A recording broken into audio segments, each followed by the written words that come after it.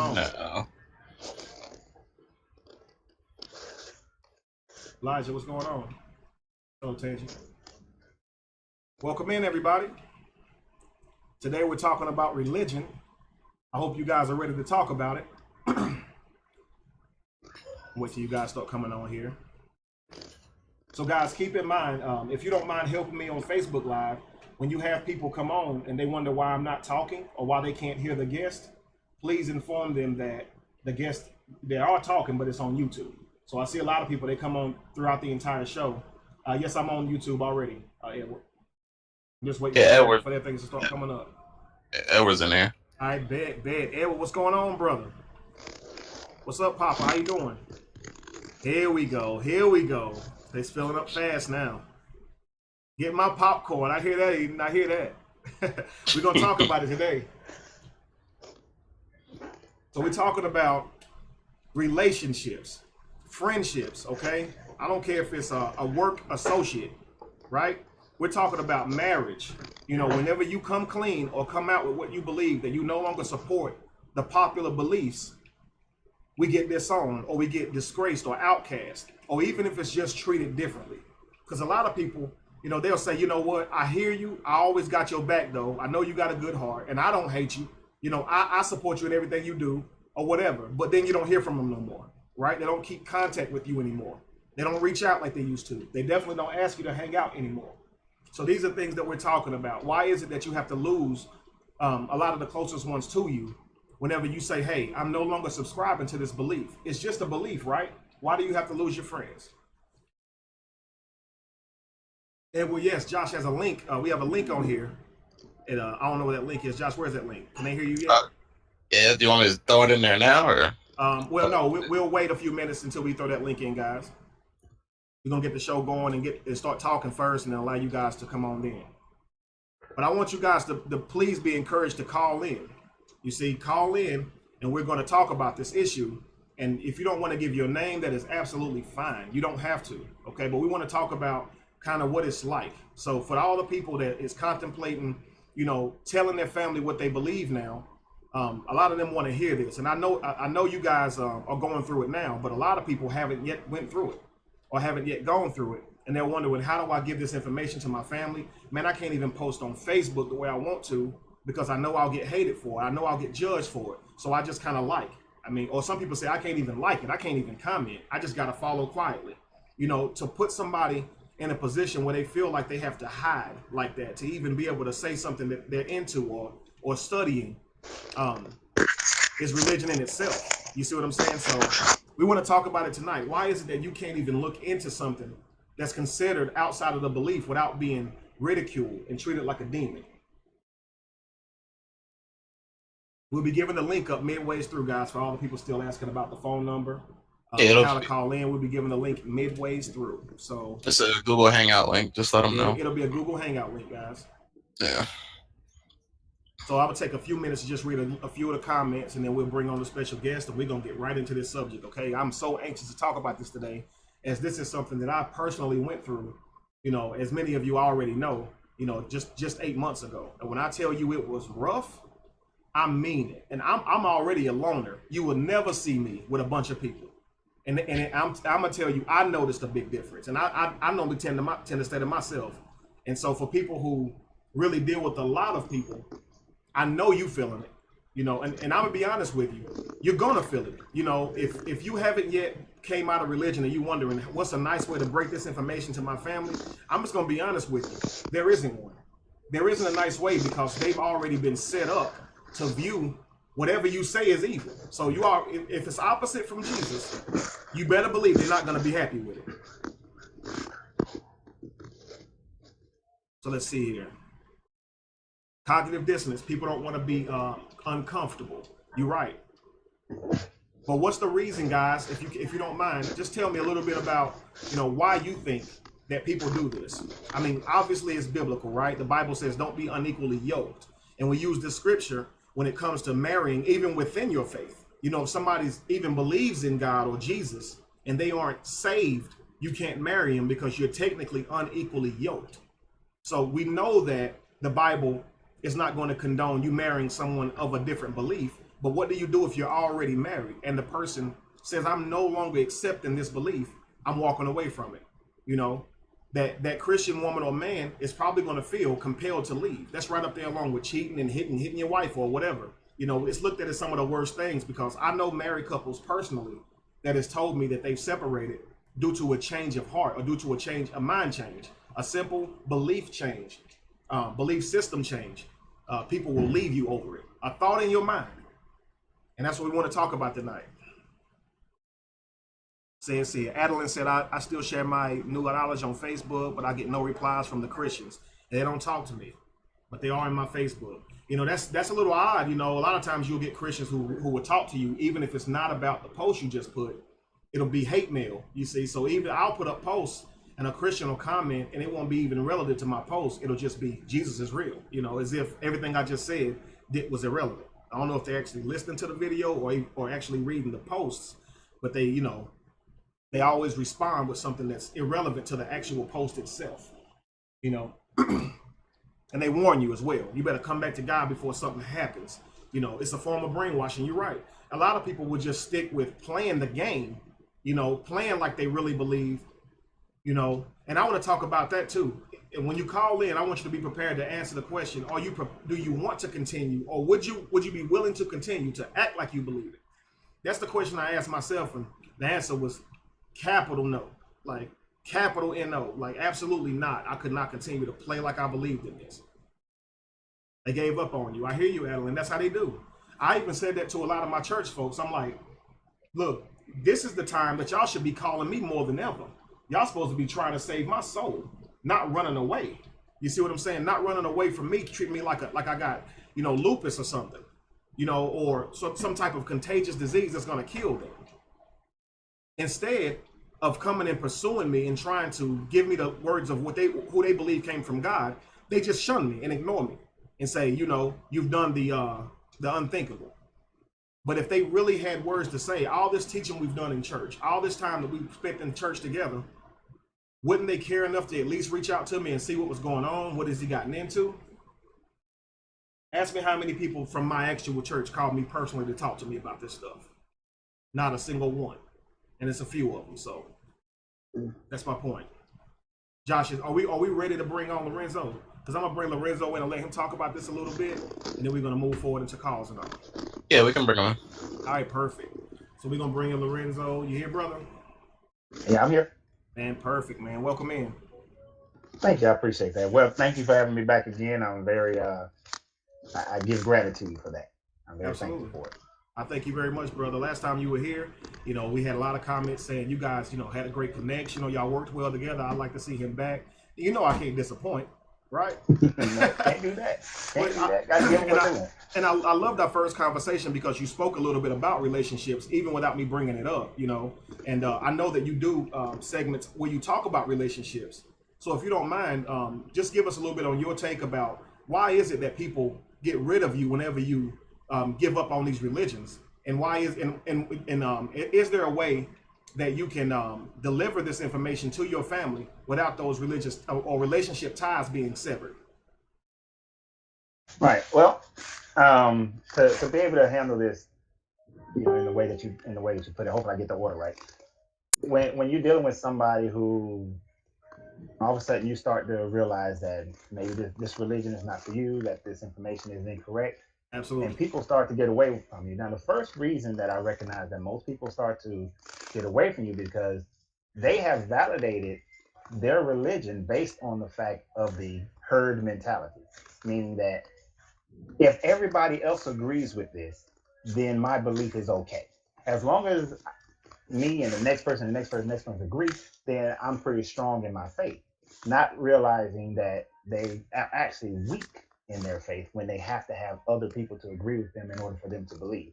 So when you step away, you're showing a chink in the armor. You're showing that maybe there's a possibility, but they don't want to think about that. And that may not be in the front cortex of their mind, it may be in their subconscious. Absolutely. Where they have this fear that now their religion may not be as real because this brother, he's smart. This brother's intelligent. I've been around him. He thinks a lot. He's very logical. I know he does research.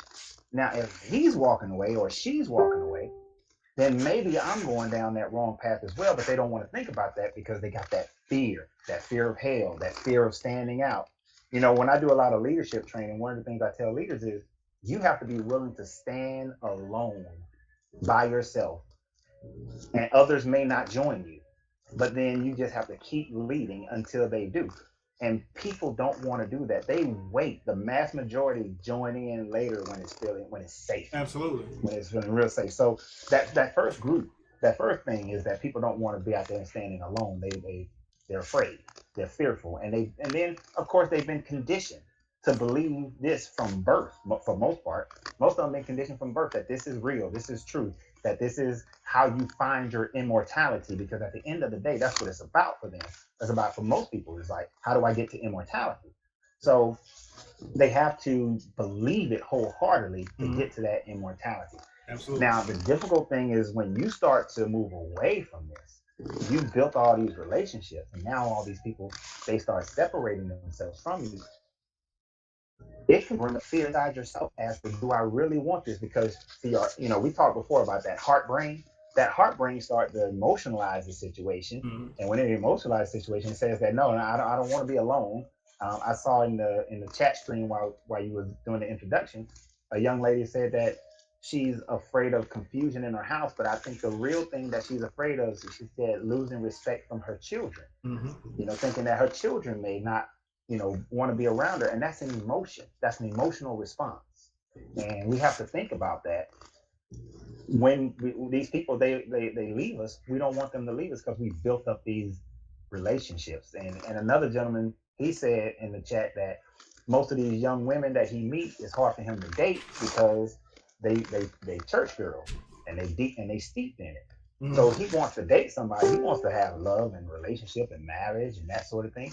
Cool. But he knows that there's a huge divide there, and they got to overcome that gulf, or just finding somebody else who's spiritual in the same way. But I would like to give confidence to that brother, because like I myself, I'm single, but I have been noticing, I'm not hunting right now, I'm not looking, but I've noticed that there are a lot of I'm in Atlanta, and I've noticed a lot of women in Atlanta, they are non-religious, they're spiritual, they're not in that same mode of steeped in church. Now most are, but I've seen quite a few that's not. So one of the things that I know that my mission is to bring our community together.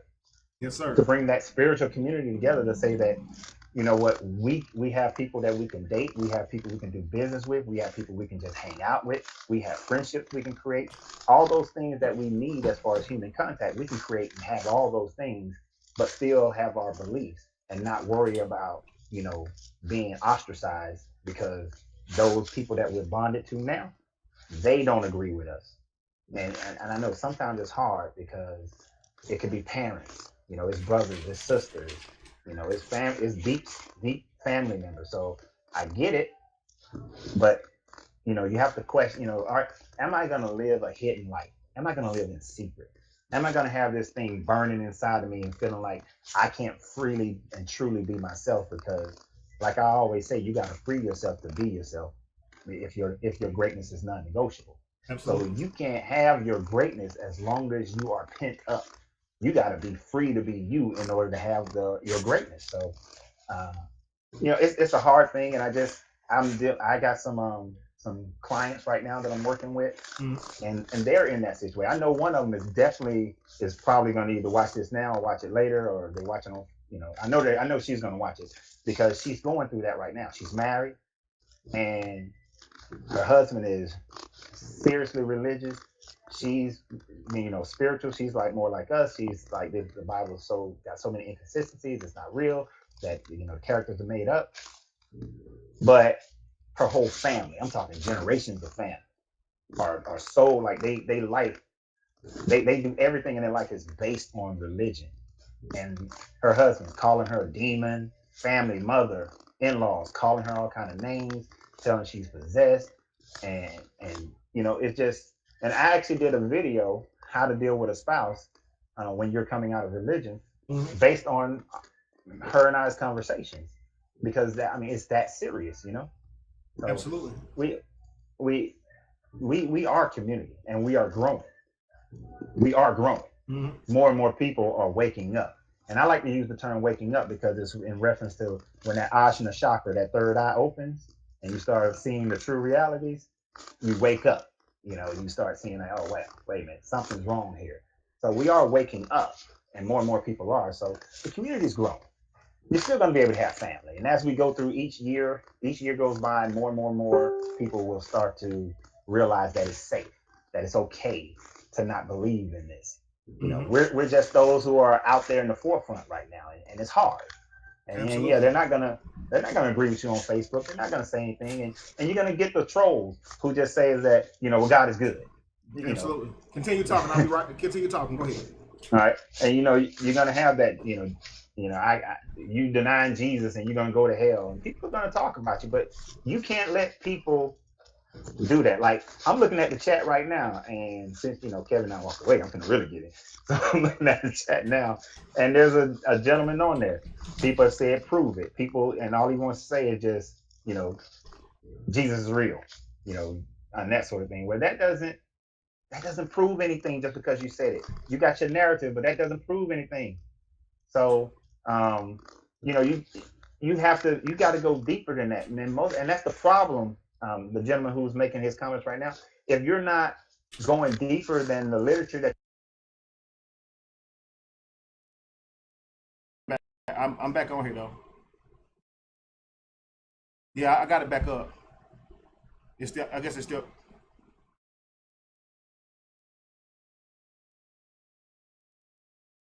Okay, back.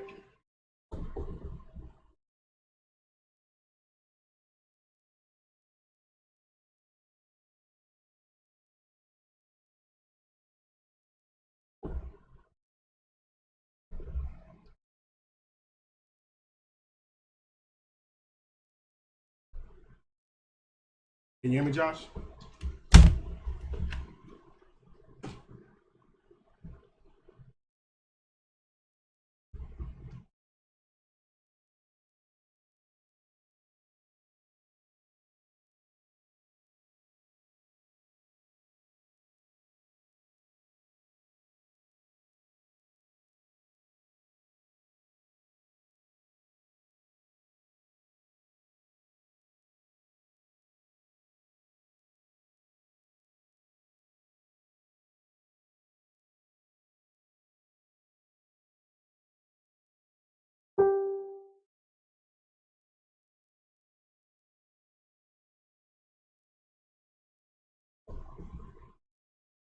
on that. All right, Kev. Test out your mic again. All right, can you hear me? I think we should be okay. Hold on.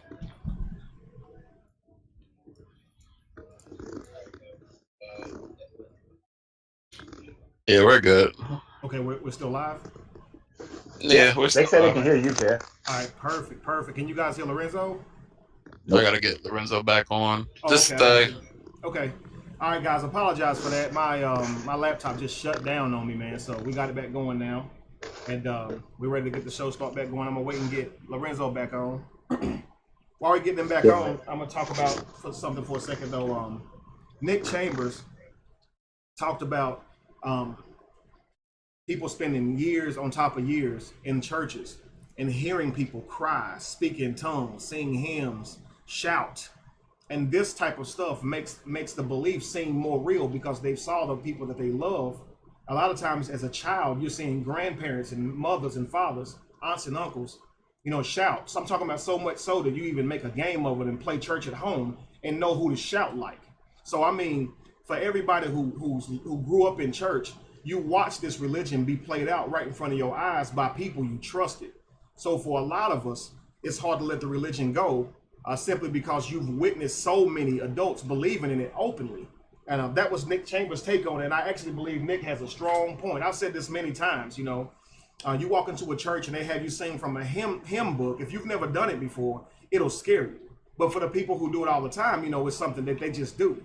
But that's for me, when I first was having, people say turn to a hymn and start singing from a hymn, man, that stuff was always kind of just weird to me. Like, what tune is it supposed to be? And how you saying the words, or what notes you hit or whatever. And so this for me, because I didn't really grow up in a hymn singing church. So when I would go visit hymn singing churches, I just wasn't used to it, and it just always felt awkward for me. But like Nick said, these guys have been going to church, or we've been going to church for so many years, seeing this stuff openly worshipped. It's really hard to say, outside of facts and proof, to just say, hey, I don't believe it anymore, simply because you have so many people you love and who were older than you, people you looked up to, who definitely imprinted your brain or your life somehow, still believing in it, or you witnessed them believe in it, and it seems to solidify the belief. A lot of times people say, well, I know people that spoke in tongues and they wouldn't lie, so the belief has to be real. Doesn't mean it has to be real. But I do understand that we are holding on to experiences as proof. And so I wanted to mention that comment. Also, Christopher stated that he had been married for, I think, 27 years. And he said that he teaches his wife bit by bit, because he recognizes that if you give it all to it once at one time, you may very well lose her. You may very well have her hate what you say and not even want to hear any more of it. So I guess for some people, you do have to kind of, I appreciate that, Anthony. Thank you very much, brother.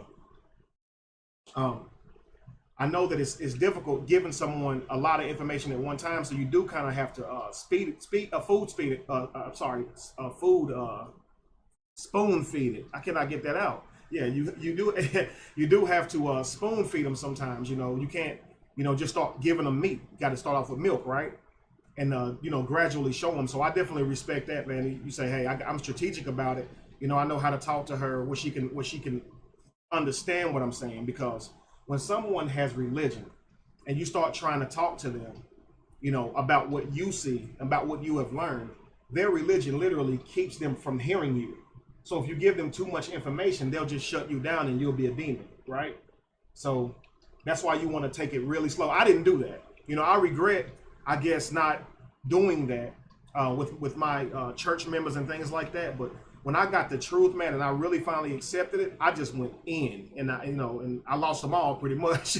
I wish I had thought about that and considered that, but I got a big mouth anyway. It probably wouldn't have came out real nice anyway.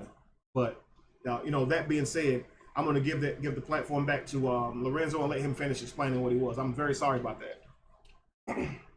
You're good, brother.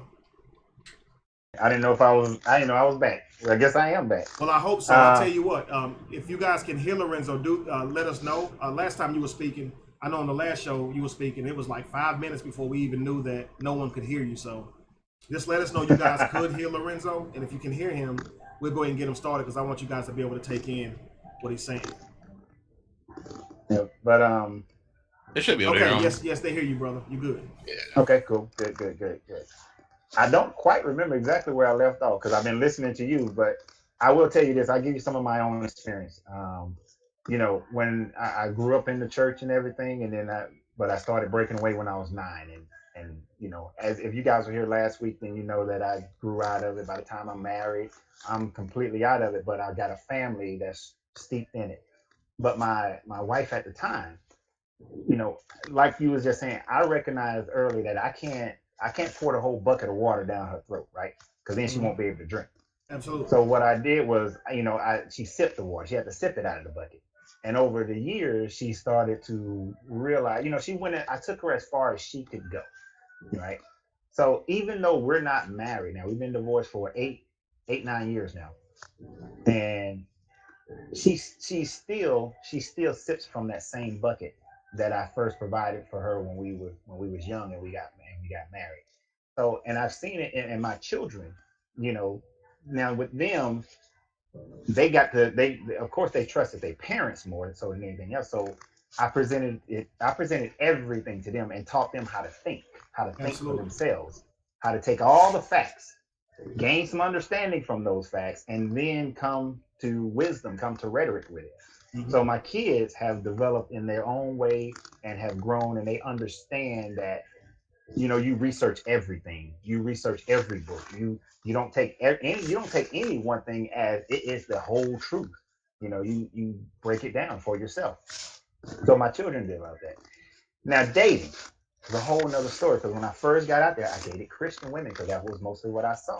Absolutely. And even with them, though, I recognized I had to give it to them a little bit at a time. And if they can handle it, then we kept going. Like currently, the last young lady I dated, everything was going fine. I was giving it to her a little bit by a little bit. But then when her pastor got involved and I was trying to be kind in our conversations, it got to a point where he insulted me. And so I had to go hard at him. And when I went hard at him, it started to damage our relationship because she came from the Pentecostal and she had broke away from the Pentecostal. And then but she was still there. She was still in the Jesus camp. Now I wasn't trying to convert her. We would just have conversations. I never try to convert anybody. Unlike how Christians will just roll up on somebody, I never tried to convert anybody. It's just that people start talking, then we develop, we talk more. She asked a question, I answer the question. I never go beyond what they were trying to, what they wanted to know. And then I would just give them a little bit at a time, just a little bit, as much as they can handle. And then I would cut the conversations when I can see that it was too much for her. But because we had that one big issue, because we wanted to see like where could this relationship go, and she wanted to get some deeper insight. We had that big issue because her pastor didn't want to talk to me. I mean, literally, he didn't even want to talk to me. He was like, I can't talk to y'all about relationship if y'all ain't on the same, on the same page. And I respected him for it. And I had warned her of that initially. So like if anybody's out there and they're thinking about, I may want to marry this person, and you're going to go to a Christian pastor or a Muslim pastor or a Muslim imam, they're probably not going to talk to you. So it's more than likely not an avenue of approach for you. You're going to find somebody who's just spiritual, or they do it as a profession. But when in dealing that, of course he didn't want to talk, and so he wanted to try to convert me. And I expressed to him that, let's not go there because it's not going to work. But I knew it could be detrimental to our relationship. Absolutely. And in the end, it was one of the major things that became detrimental to our relationship. The fact that her pastor couldn't handle, that was his thought process. But we're still friends. Now, don't get me wrong, me and the young lady, we're still friends. We still communicate, a lot. So we still have a good relationship because I respect her. And I think anybody when you come out of it, I know that they don't respect you, but give them respect. Respect them. And if they can't respect you, then they don't respect you as a person. And you might have to just walk away from them completely at that point. But if somebody is a good person and they respect you, then y'all can still have conversation. Y'all can still talk to one another. You may not talk about that subject too much, but you can still deal with one another. Absolutely. So the relationship part is hard, and especially when it's a romantic relationship. And when you got kids, that's why you got to be mindful of who you lie down with. You can't lie down with everybody. Because if there's a child, now you got to raise that child, and how are you going to raise them? You're going to raise them to think for themselves, or you're going to raise them in the indoctrination. Absolutely.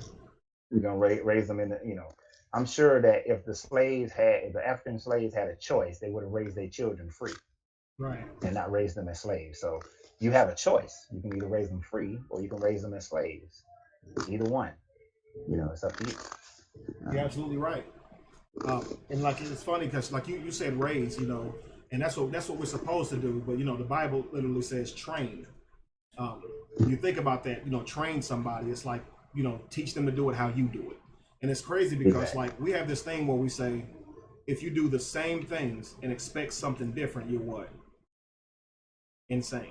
Right. Insane. Exactly. And this is what religion is. Religion is doing the same thing and expecting something different, right? You need God to give you a breakthrough, so you continue to tithe. In fact, you tithe more. You continue to give offerings. In fact, you give more offerings. You continue to pray. In fact, you pray harder. You continue to do all these things thinking that somehow it'll yield change, but it will not. Or it does not. And here's the thing.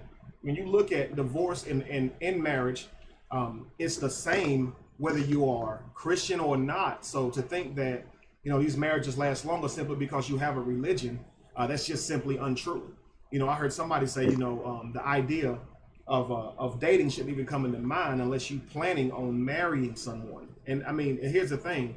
on the face of it, I see where you're coming from. Like you're saying, don't waste someone's time, but understand that, you know, the idea of getting married, in terms of the way we get married now, that didn't come. That's right. He was taught to us. You see. So since he said that about marriage, in terms of, you know, you shouldn't be dating unless you have the plans to unify that relationship and make it a sacred bond, which is what we're calling marriage. But what is marriage, and what really constitutes marriage? Because if it is a truly sacred bond between you and another soul, why is it that you need paperwork in a courthouse? And does God, or why would God acknowledge that? Why would God say, I want you to get married and become one soul, but first I need you to go to the courthouse and get the judge to sign it? Why do we believe that should be the way we go? You know, why don't we question that? To think that we have to go to a courthouse to be considered unified by a God that it's in the sky, or that you can't even see, a supernatural God needs you to have a piece of paper for him to acknowledge your marriage, or if you have sex with the same exact woman without that paper, you're a sinner and you're going to hell for fornication. And it's better to marry than to burn. So if you don't get married and you continue having sex not married, you can burn. So simply going and getting a piece of paperwork, even if you're premature and even understanding what marriage means, even if you don't even love her, even if you just want sex and you just can't stop and you want to still be saved, the Bible literally says it's better to marry than to burn. And because you run out prematurely and get married just because you want to continue doing what you're doing without the consequence of hell, now you have a horrible relationship, a horrible marriage, because you didn't know what you were doing. You were not prepared. I wasn't prepared. So I'm not talking junk. I got married at like 18 or 19. You see what I'm saying? So at a really young age.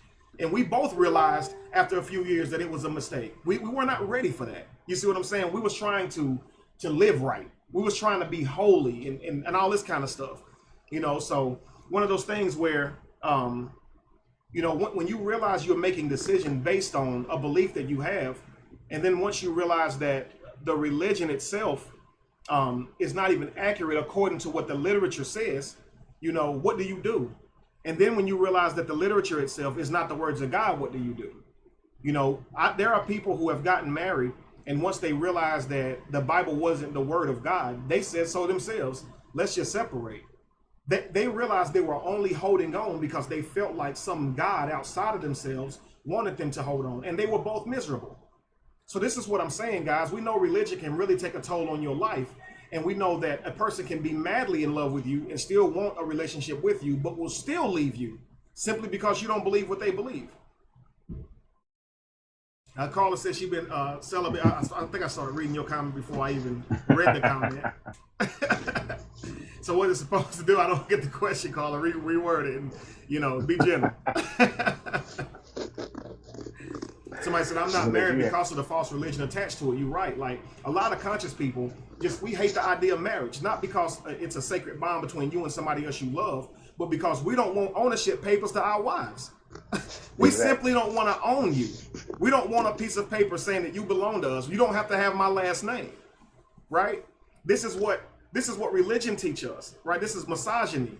You are my wife. I have the title to you. This paperwork, this documentation solidifies you and me together, and now I own you. And you know I own you because you can't just leave. You got to get me to sign that paper. But we have to go through a process that's through the exact same system that married you, and they make you pay for it. You see? And you know what's funny? You know what's funny about that? What's is that? You know, I was in it's this group that I belong to, and we was having that conversation about, you know, about getting married. And I brought up the fact that what's the purpose of going down to the courthouse? Like I see no reason to go to the courthouse. Why the courthouse? Other than and everybody started bringing up, well, if you were to get sick, then that wife needs to have some type of authority. And I said, okay, power of attorney. Well, if you were to die, then they need to be able to, you know, to take care of the house. Again, power of attorney, have her name on the title. Right. Have her name on the bank accounts. Have her name as your beneficiary. There's so many different paperwork that you can do other than the marriage certificate that gives you the same rights.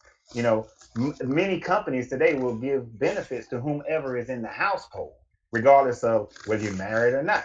Because, you know, gay people want to get married in a lot of places they can't. So that's what some companies have done to make themselves. And companies don't do this because of law. they do this. They started doing this to make their company more attractive to the higher talents.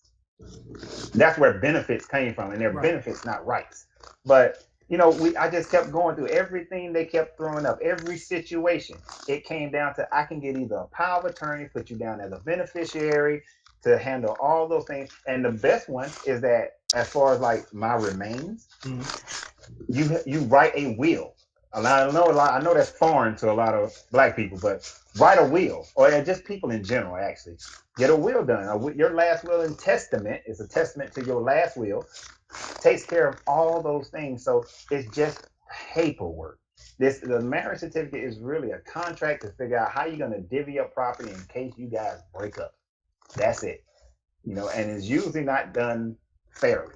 A business breakup is much more fair, has a fairer situation than a marriage situation. But people are stuck on it because they read scriptures that says that you gotta follow the law. Absolutely. You gotta follow the law of the land. Well, and I have to bring up the fact when they say you gotta follow the law of the land, that's not a law. Two people can cohabitate in a household and it's not illegal. So therefore, it's not a law that you have to get married. And before income taxes in the 1938, I believe, before income taxes in America, people didn't go to the court and pay that extra fee to get a marriage license because usually they didn't have enough property. The titles of the property was put on, in both people's name. They just went to their pastors or whomever and they just got married. Because when you do ancestry work and you go and try to look up your ancestors, you'll see that once you get past 1938, you're not going to find a marriage certificate for the most part, unless they had money. If they had money and wanted to secure their property, then you had a marriage license. But before taxes, people had no reason to get that piece of paper. So it's not following the law of the land. That's the tradition of the land. Absolutely. That's the custom of the land. It's a custom. So, but people, people say, I don't even want to, you ain't married until you get some paperwork done.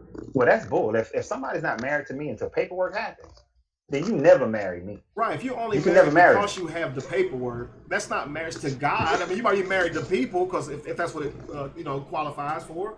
I'm gonna ask you this right here.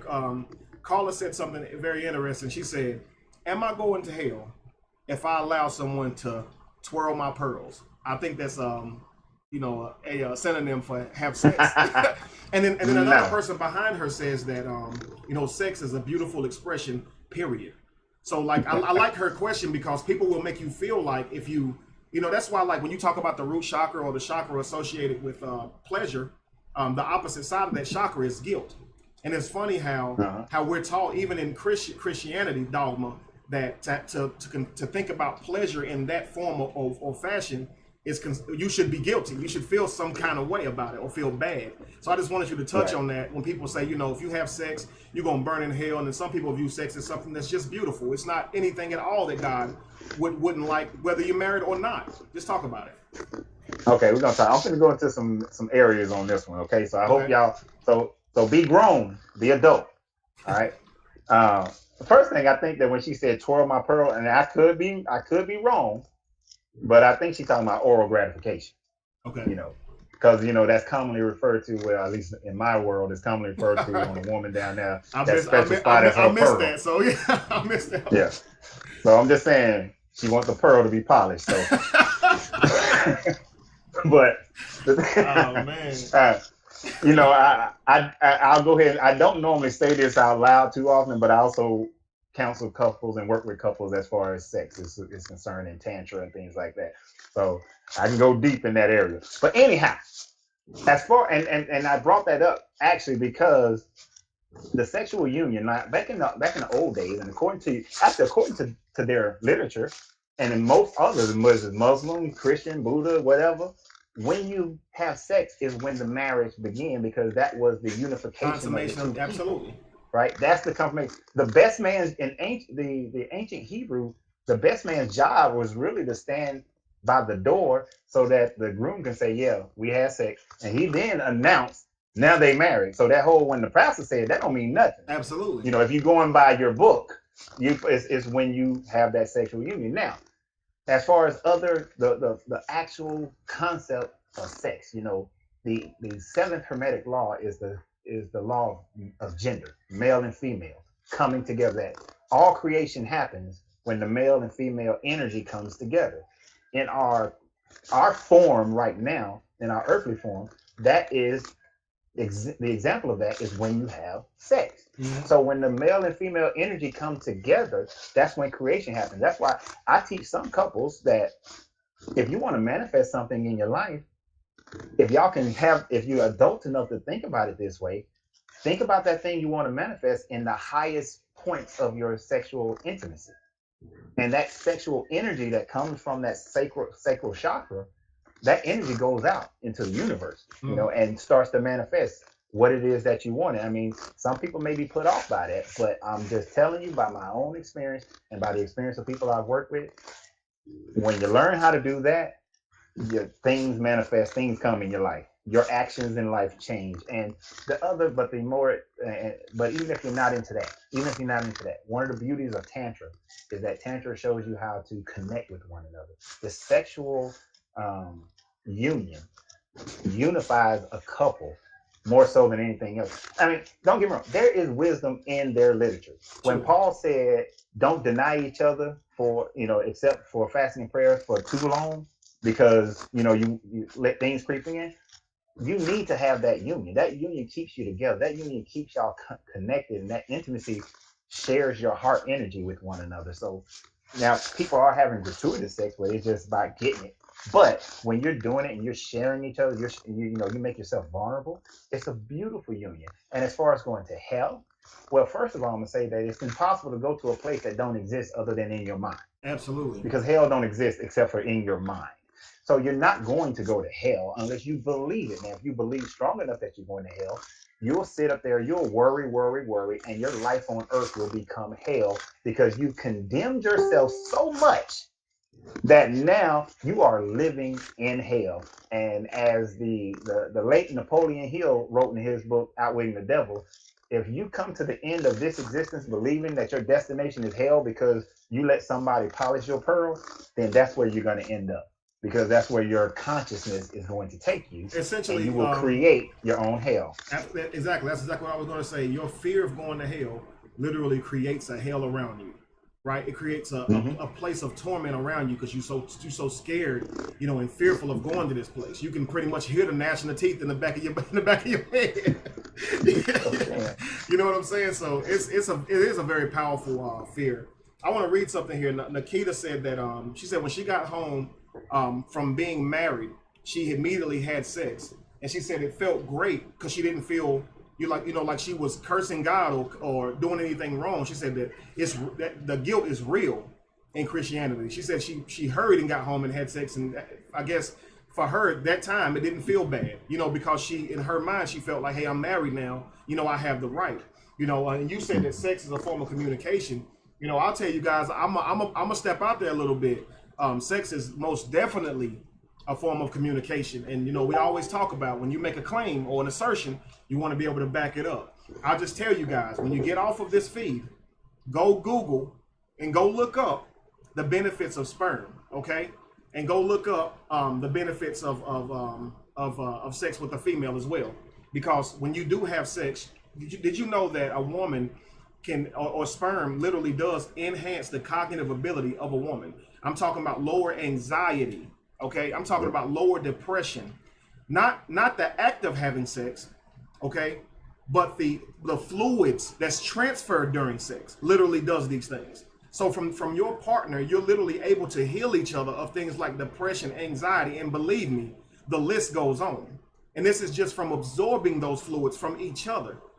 Okay, so this act of sex is deeper than what you think. And this is why we talk about, you hear people say, don't be careful who you sleep with because you will take on other energies or energies attract.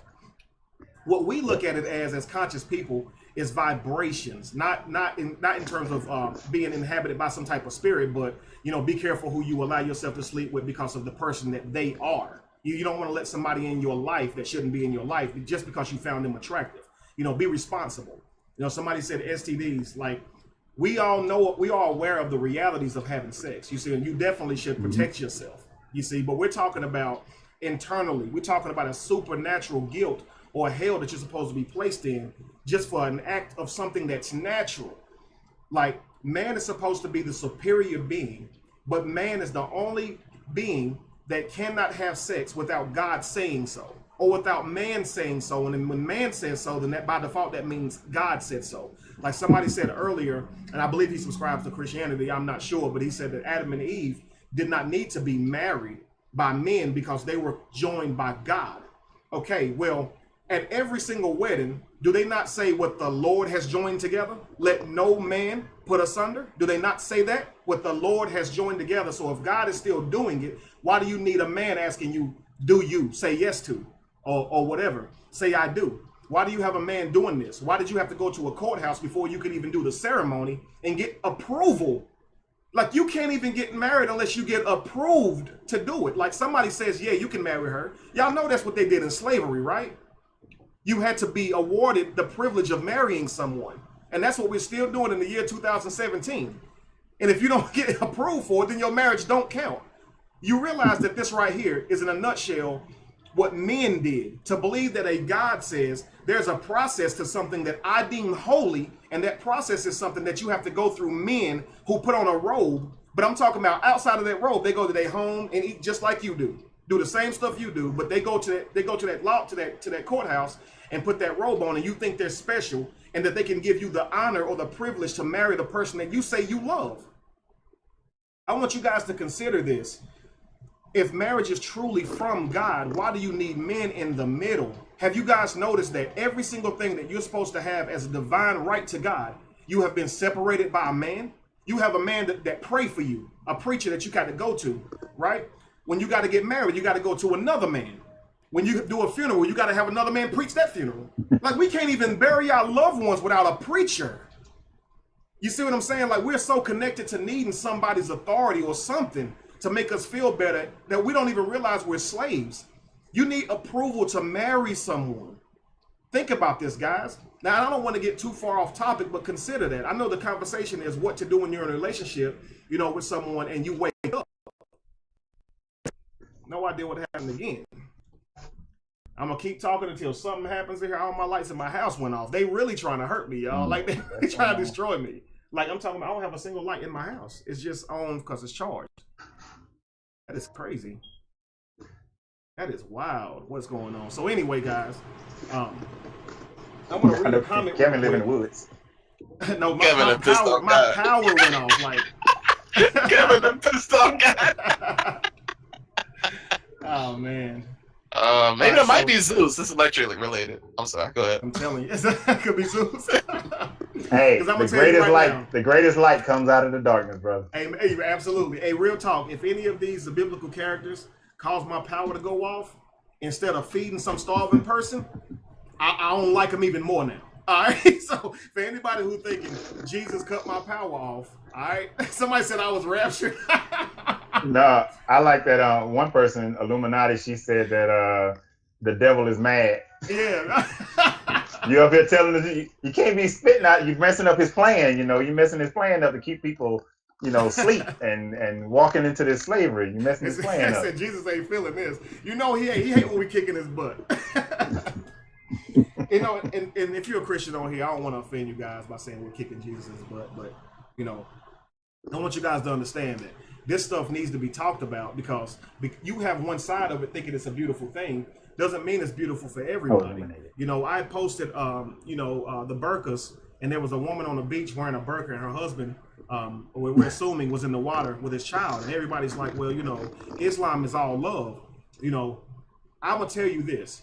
I do understand that, some people who subscribe to that religion they don't have their foot on each other.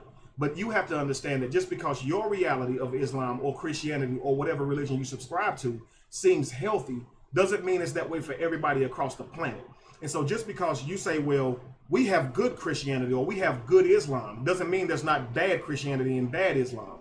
And the problem is, if it's bad and it's still called Islam, that should be a problem. If it's Christianity and they're still stoning people. So where one part of Islam can say, well, we have freedom, but do you know somebody else is getting stoned for not marrying somebody?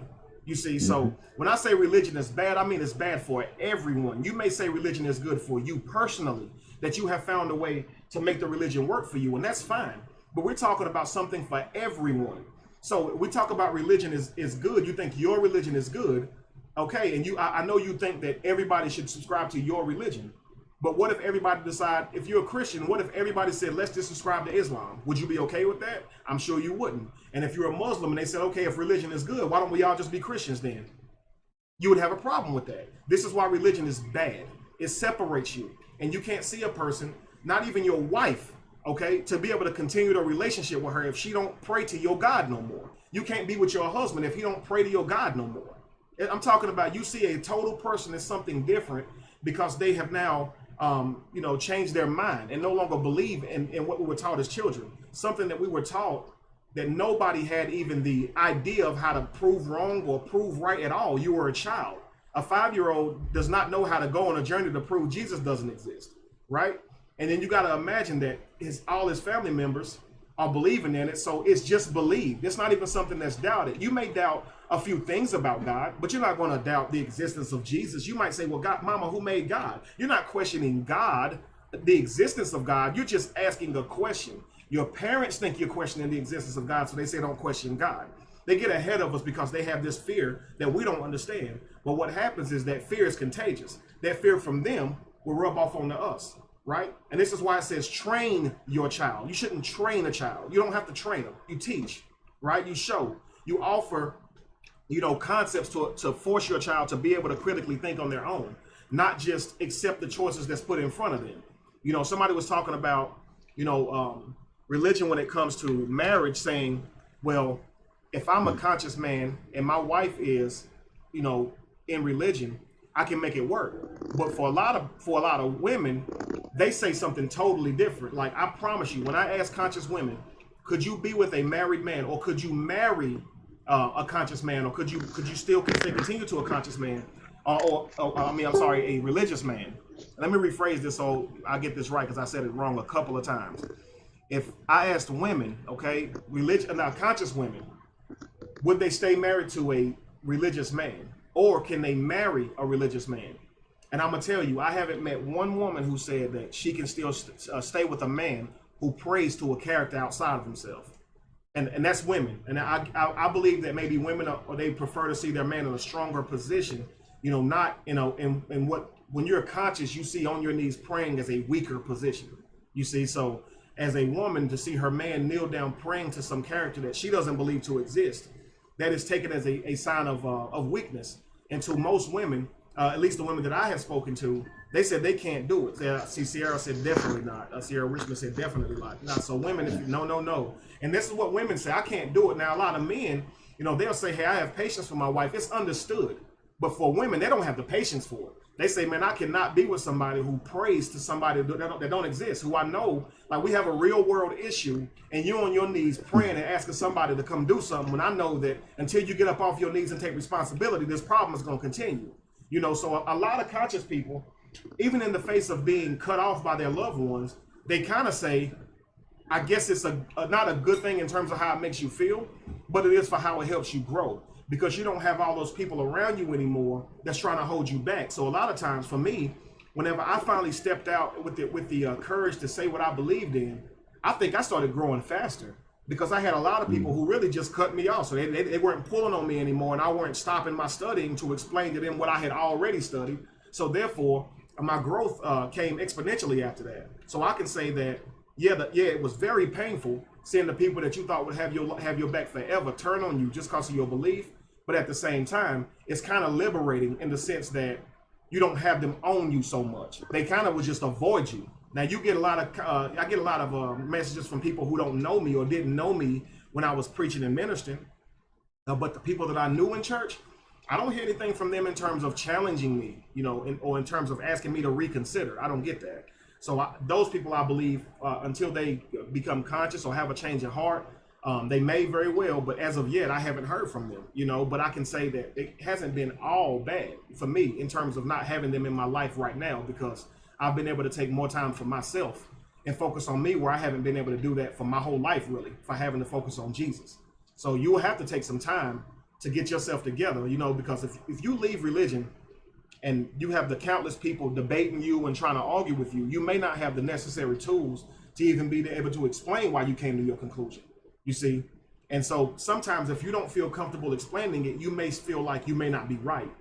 So a lot of times I understand why you don't say it out loud, because you may not feel comfortable, arguing it. I get a lot of people who say that they get beat up with scripture so badly that they don't even know what to say back to these religious people.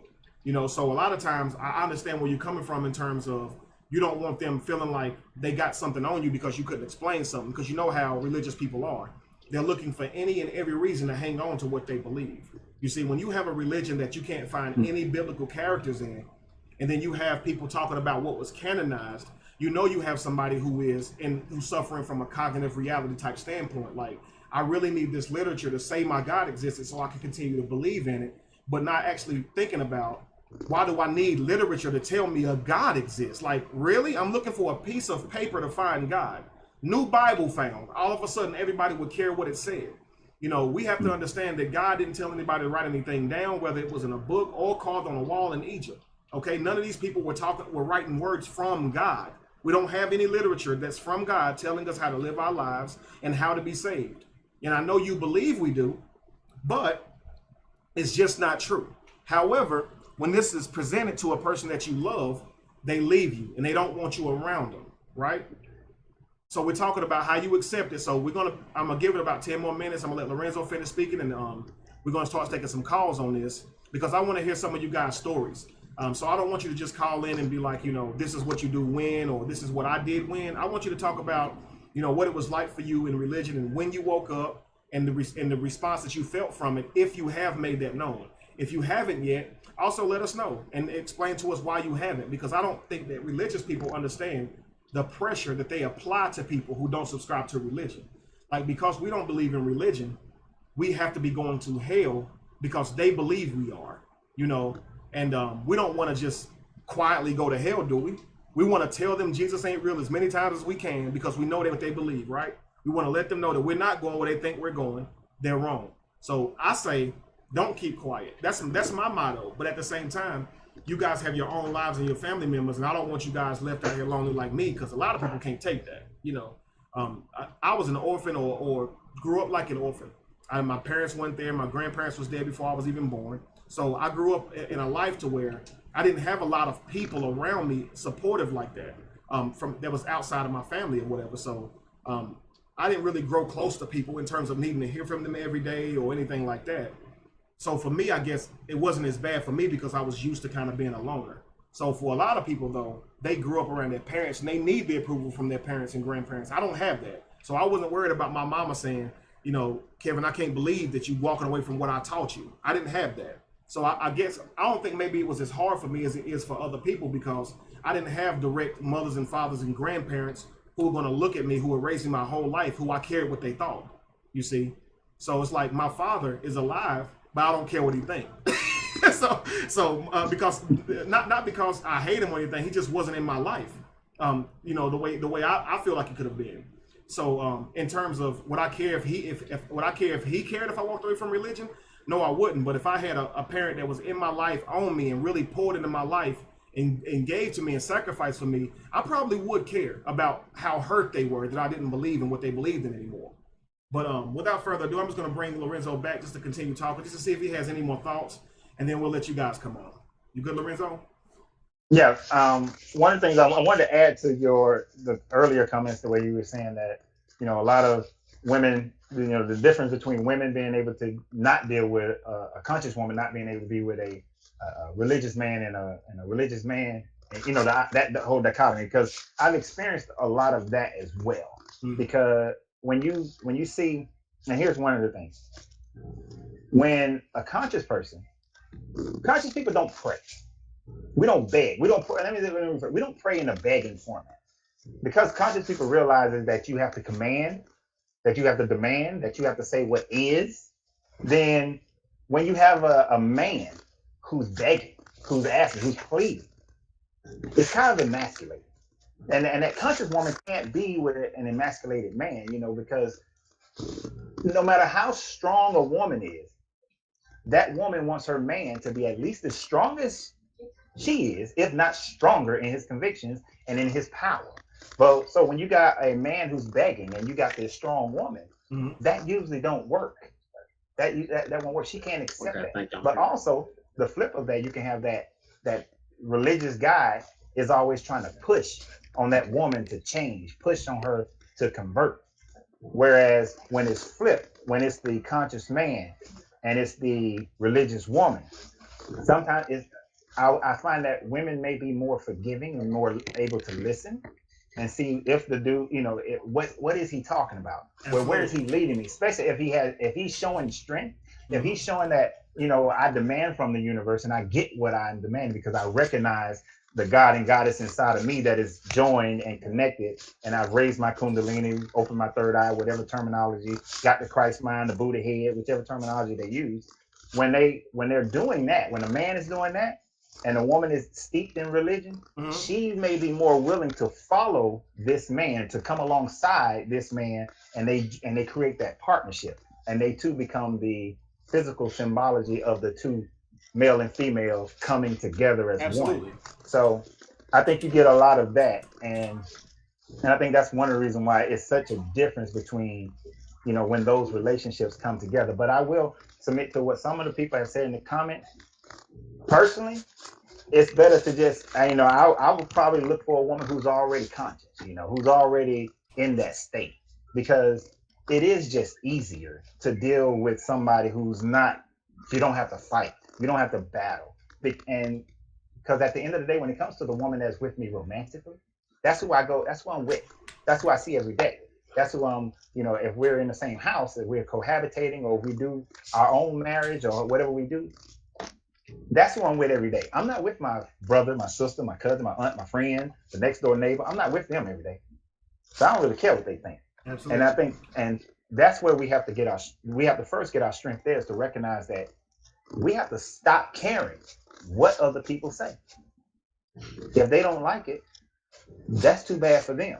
We can do our best to try to get them to understand, but if they don't want to, if they're in such denial, then we just move on in our lives and just be with people who can share that bond with us. That is 100% accurate.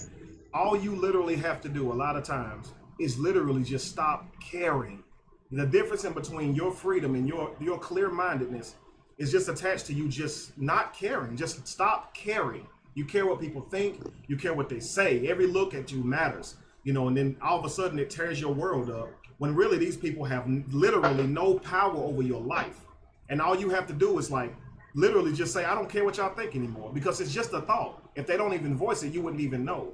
So sometimes it's about, having the confidence to stand in spite of what other people believe. Now, as a Christian, to me, I wonder why this is hard, because as a Christian, you're willing to live and die for what you believe, right? You're willing to stand in the face of anybody who's denying your belief, right? With this belief that you serve Jesus and you will never deny him.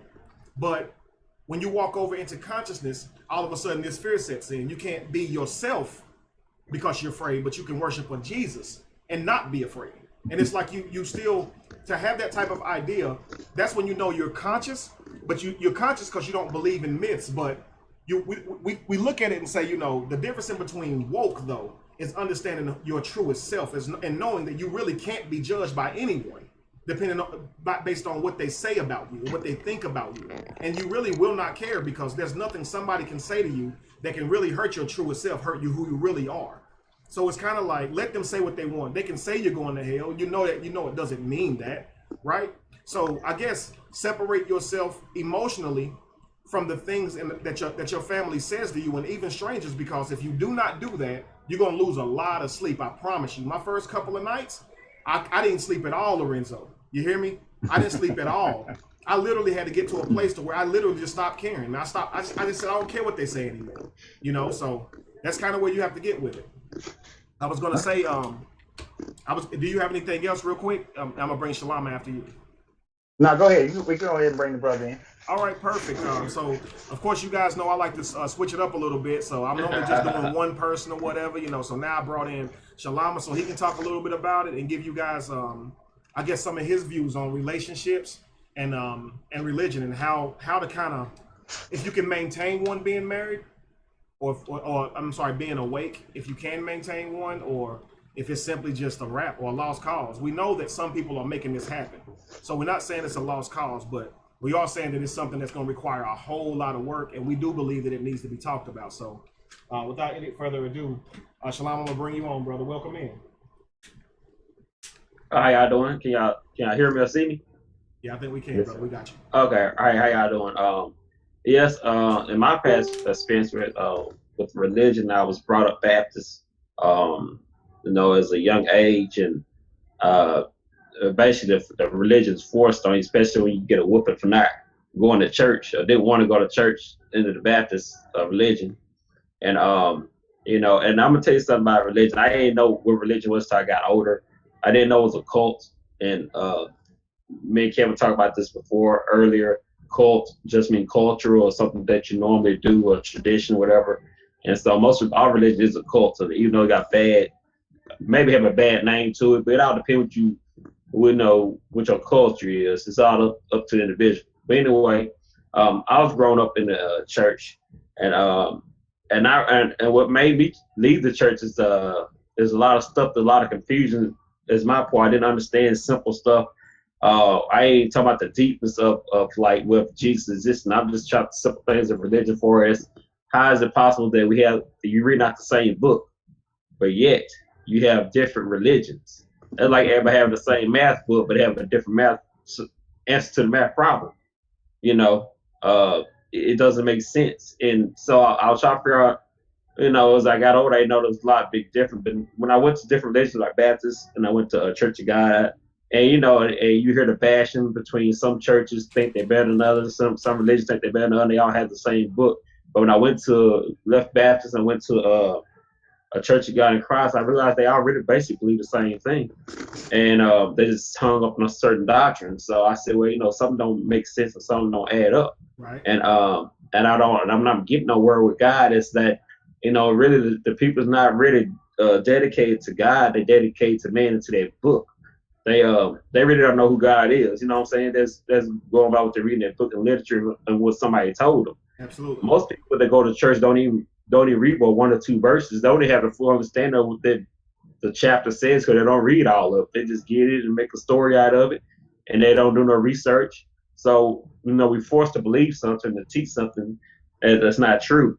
And as far as marriage goes, and I'm gonna tell the Christian people this too. Far as what y'all saying about marriage itself, y'all's truth about marriage is when a piece of paper don't make you married. And the funny thing about it is, well, even in their Bible that they claim they love says, if you read the Old Testament, they consider it one when they have sex. It's joints, not a piece of paper. So even in their book, they claim says marriage is when you have sex or when you have an intimate relationship, and that had nothing to do with going to the courthouse and getting married. That's in their book.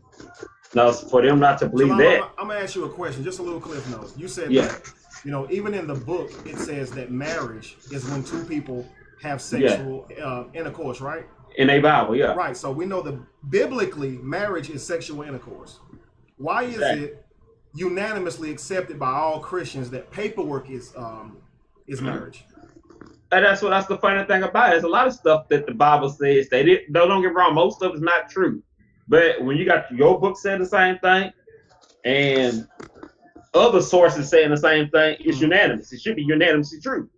There's no doubt there. But we go on religion and not literature. Yeah, exactly. And so for people to believe that's because they just regurgitate what somebody else is saying. They have not done study for themselves. They culture, like you said, culture. What's the short word for culture? Cult. Cult. Wow, Christianity is a cult. Is that something? It is. You say that out loud. See, they don't know they're a cult. They don't know that. That's funny. People don't understand the meaning of words. They don't know they're a cult. They think you are a cult. They think we're a cult. If they study the true meaning of words and what they derive from, then they will have a clear understanding. But since people don't study nothing, they don't have a understanding what some of the words that come out their mouth. Like most of our words ain't even English; they Greek and Latin. Absolutely. And it's funny. A question I used. Go ahead. How about that? There was a question that I had asked some Christians about 7, 8 years ago. They was in a singles ministry, and they was going over and they was meeting with the couples ministry. And I asked the question. I said, well, let me ask y'all a question. marriage by the Bible is based on when you have sex with one another, right? And everybody agreed. And I said, okay. So did all of y'all who are married never have sex with anybody else before you got that paperwork done? And of course, most of them, all of them, like, yeah, we had sex with other people. So then you were married to all these other people. So everybody else, you just committing adultery because that paperwork didn't make you married. Having sex made you married. That is so true. So when did you get divorced from that first person you had sex with? Because all that other sex is adultery, according to your book. Absolutely. So, and of course, they came up with a whole bunch of other, stuff and talking, and it didn't make any sense. But you can't practice your book, man. If you're gonna say it, say it. But then recognize that it's all wrong. You're making it comfortable for yourself. The word. I just want to throw that in there real quick. And I like the way you said this, sir, because that's absolutely true. People have married men. People. That's why you shouldn't have sex. That's one of the reasons you shouldn't have sex with anybody, because when you having sex with people, even at an early age, so you have sex with somebody else, you are committing adultery. And most Christian, so-called Christian people had sex with several people before they got married. Absolutely. Yeah. They don't want to admit to it. And this is why I was just explaining to somebody that sex is incredibly natural. As soon as the girl's body starts to change and the hormones hit and she has her cycle and a young man's body starts to change, we quickly demonize the fact that they now want to have sex. But that's why a long time ago people got married at 15 and 13, because they know it's a natural thing. It's supposed to happen. I tell my son, he's 6. But somebody calling you.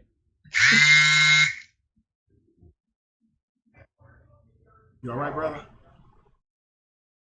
You all right? I can't do IT for you, Lorenzo. I'm sorry. I can't do it for you, Lorenzo.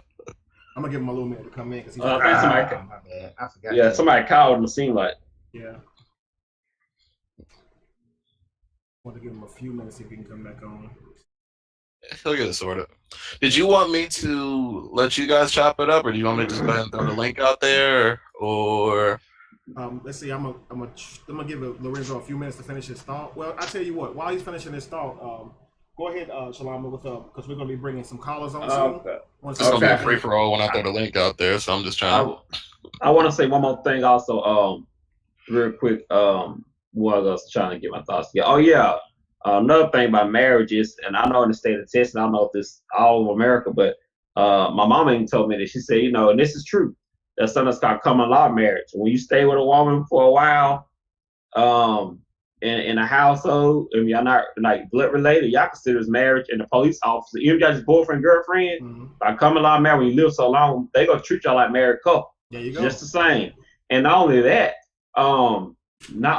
when I went to when I was in criminal justice in law, my teacher told me, he said, there's another way of getting married without even going to the courthouse. He said, if you go get a hotel room or room, whatever, and you put Mr. and Mrs. Son, and put that last as her having the same last name, you married. And we were shocked. I said, yeah. But you put that on paper yourself. And they go and they say, Miss Son, even though y'all not married by paper, you can marry yourself like that. And he said, by law, y'all consider it married. And we was a little shocked about that. We never heard that before. But there's a lot of stuff in the laws that people never heard before. Well, you spoke on common law, which is really good. You said people can live together. I think it's 8 years, right? Some places 6 months, I believe. Some places 6 months, and it's considered common law marriage. 6 months, 8 months, I think, yeah. I think it is. That's maybe different states. I don't know. You don't think 8 years, though. Okay, I thought it had to be years. I don't know why I was thinking 8 years. Not 8 years. So again, we talked about the scripture saying, Lorenzo was mentioned earlier where it says, obey the laws of the land, right? But then the laws of the land is common law marriage. If you do live together for a certain amount of time. So if two people shack up long enough, they married. Yeah. They know something shacking up, really. They know you have sex. You want to get married, shack up for 6 months. Yeah, and that's the law also. So really telling you can't really shack up too long before you get married. You married, man. They're gonna marry you anyway. Oh, you better move in after 5 months so you ain't married. Because God ain't gonna let you leave. You know, if you get because if you think about it, you can't kick. If somebody stay with you for some period of time, you just can't kick them out. Right? Give them a 30-day notice. Right. Even if you don't have a contract, and that's law too. You can't kick nobody. Somebody let them live with you for a while. You just can't by law. You just can't kick him out. You gotta give him 30 days to get out your own Somebody house. said so some places it's 7 years, so I guess it varies kind of like the dating age Yeah. limit or whatever. It's different from state to state. Mm-hmm. That's It's gonna crazy, be different right? from state to state. We don't look at everything, so. Well, you better know what state you're staying in. Like Georgia just changed theirs and got rid of it a couple of years ago, where you can't have a common law marriage. It's not recognized by the state of Georgia.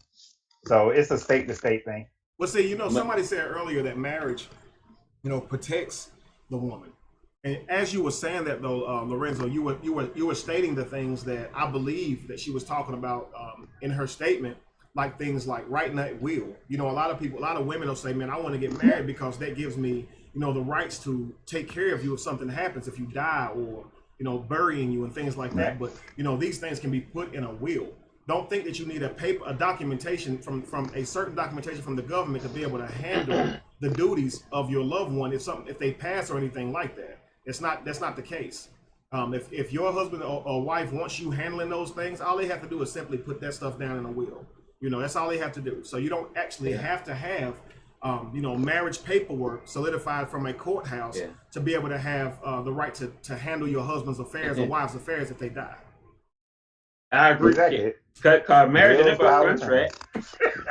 That's what a will is. A will is a contract. So the marriage contract. When you make a will, it's a contract on paper. That's all it is.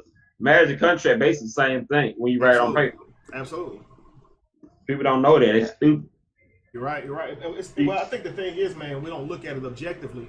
We look at it and we see what we're told to see. Like you said, a man and woman could go into a hotel, write down Mr. and Mrs. same last name, and be considered married. And somebody would say, well, that's not true because you have to get it validated by well, we know that's technically right, but why do you believe that it literally has to be validated by someone not yourself, that you need someone outside of you to approve of your marriage? Now, before we have people call in, I'm going to say this.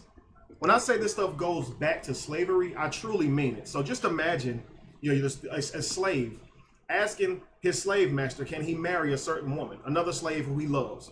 That master's going to tell that slave, no, God is not ready for you to get married yet, and use this scripture on them. Now, here's the problem, though.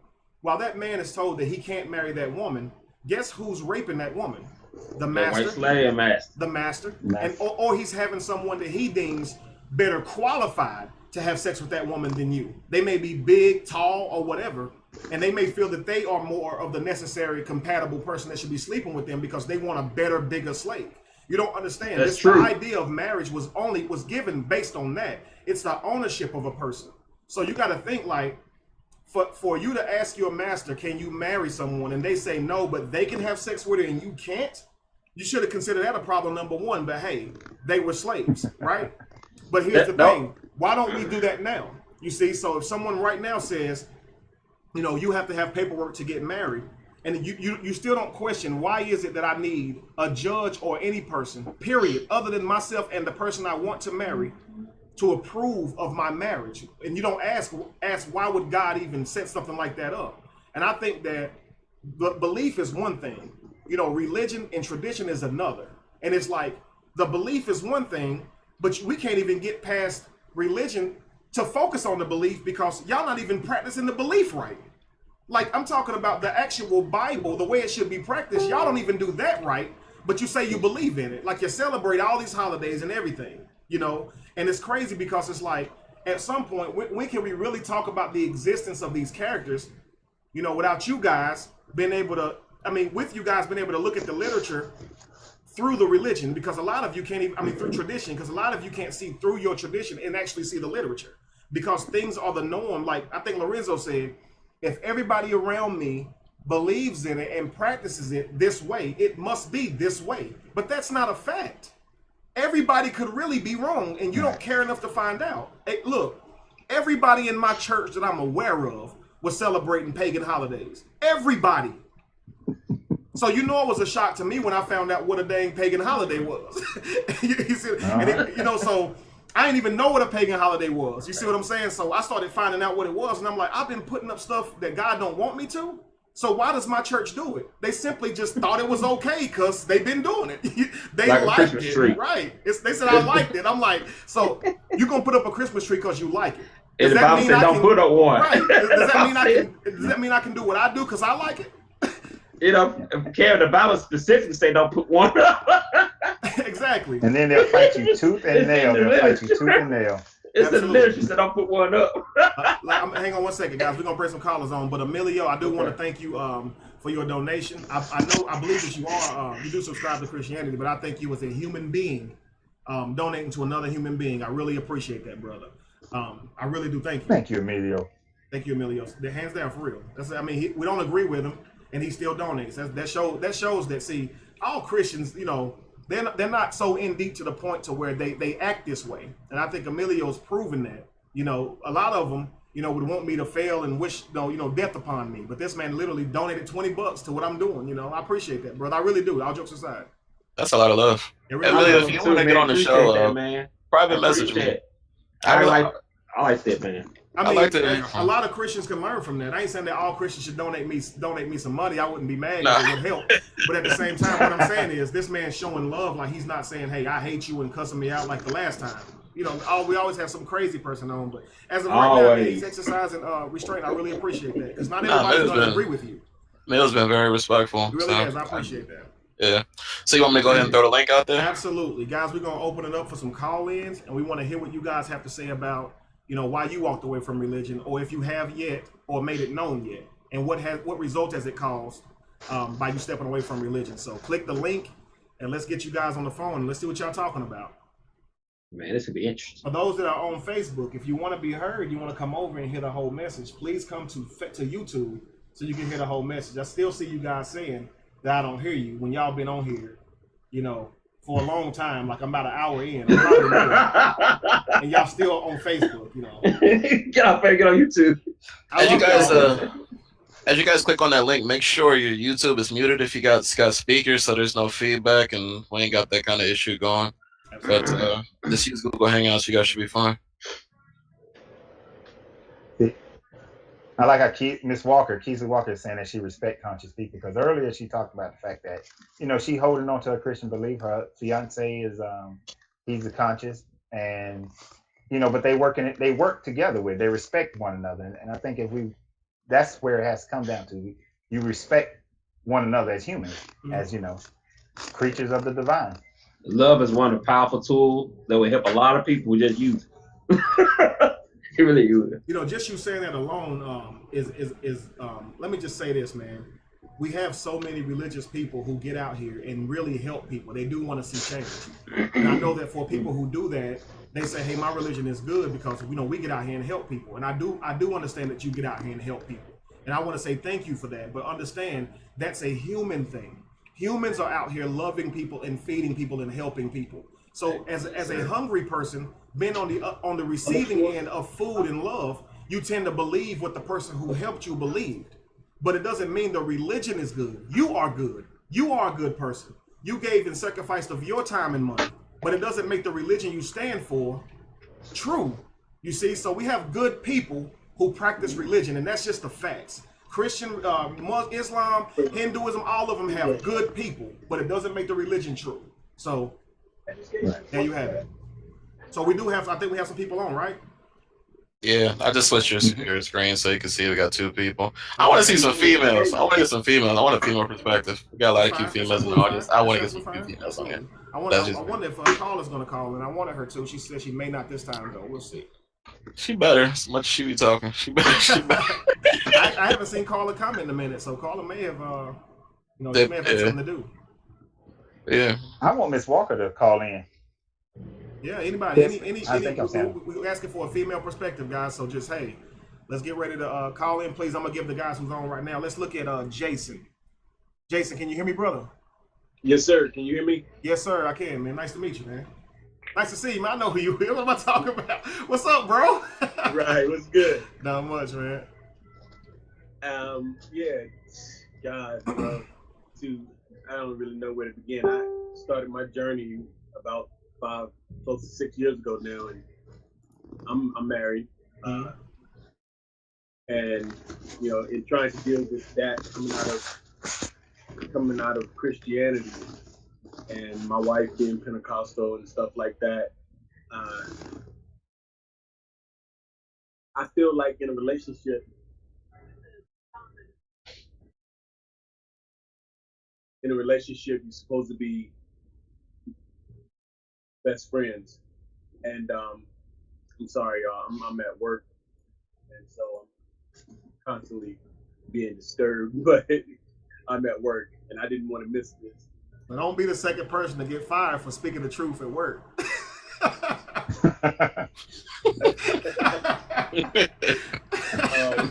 But yeah, so We're gonna have to start him a Patreon. I know, right? The thing about that is, you know, I feel like we're supposed to be best friends. Absolutely. And if we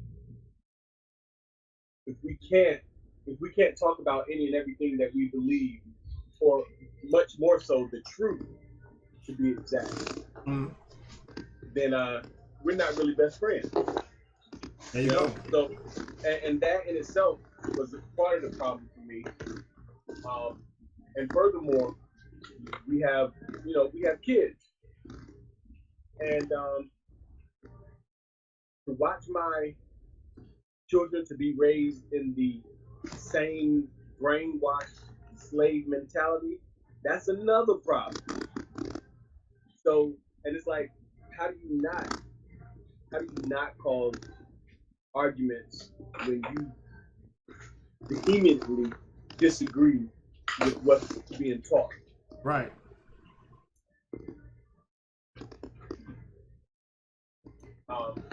So so after a while, she's fine. She was fine with staying with me, but I couldn't do it anymore. It's like I'm just in a relationship. I'm just there. I stopped sleeping with her like 3 years ago.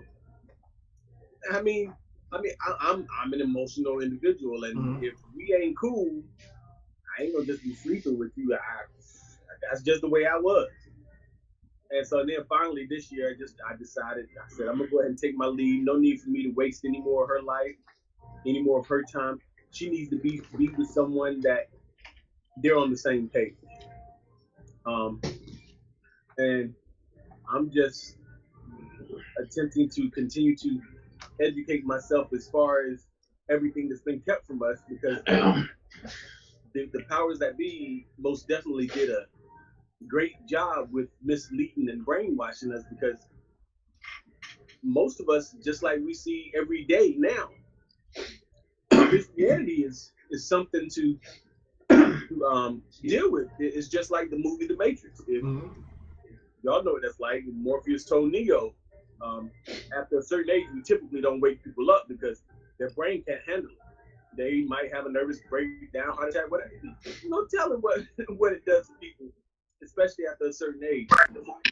They can't handle it. They don't know how to handle it. Morpheus told Neo, after a certain age, don't wake people up because their brain can't handle it.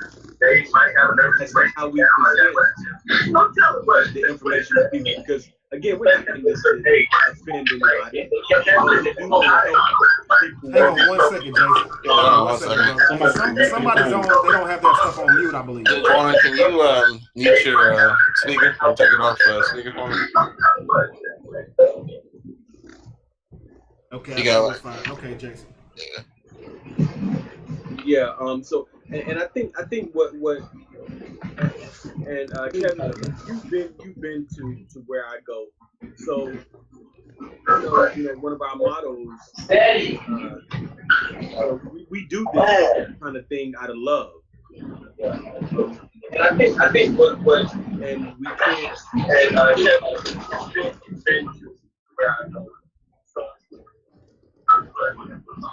we can't we can't help people if we can't reach them. I think mainly people need to understand that we're doing this out of love, for wanting to help our people better themselves, better us as a community, to help us unify. Hang on so 1 second, Jason. Get further in life. Jason, if you can hear me, hang on 1 second. Hey, Jawan, I think your phone maybe your video is not on mute. Can you mute your phone? If you can hear me, Jawan, can you hear me? Josh, do you think that background noise is coming from Jawan? It is. It just keeps going. So, Okay. yeah. if you have to, you might have to take him off for a second. I don't even think he can hear me. Okay. Okay, there it is. Yeah. All right. But yeah, so it's like, because coming out of Christianity, growing up in it, which most of us did, I've been studying the scriptures since I was 3. And again, there's a lot of stuff that's straight in the Bible that we have overlooked for a long time. They pretty much, I mean, when we study, and of course, you brothers obviously know at this point that it tells us we are God. It tells you what the union of a marriage is, when you're married, everything that we have to answer to this so-called government for right now should help people further understand you're still a slave. Wake up. And until we as a people realize that, we're going to continue to be slaves. But we do also, once you're awake, you have the power to no longer be that same slave. But again, and that's the saying, with knowledge comes power. Mm-hmm. And boy, once you really know who you are, the power is there. It's over. The hold is gone. So, but yeah. So, and again, the marriage thing. So I'm in the process of, according to the law of the land, I think you gotta wait 6 months to a year, something like that, before you can actually get a divorce. All right, whatever. Dealing with these powers. Once I made up my mind, I made up my mind. So I don't know about anybody else that can stay in it, that chooses to stay in one like that. I tried it. How long did you say? Years. You said 5 years? I was in the marriage for 10 years, but I've been awake for the past 5 or 6. Man, and you actually tried for 5 years? Yes. Man, I gotta say, I salute you, man. That had to be a hard 5 years. I know it did. But bro, let me tell you, I drank myself to death. I was going through a half gallon of vodka a day, bro. I mean, I can only imagine. Like you said, I lost my best friend.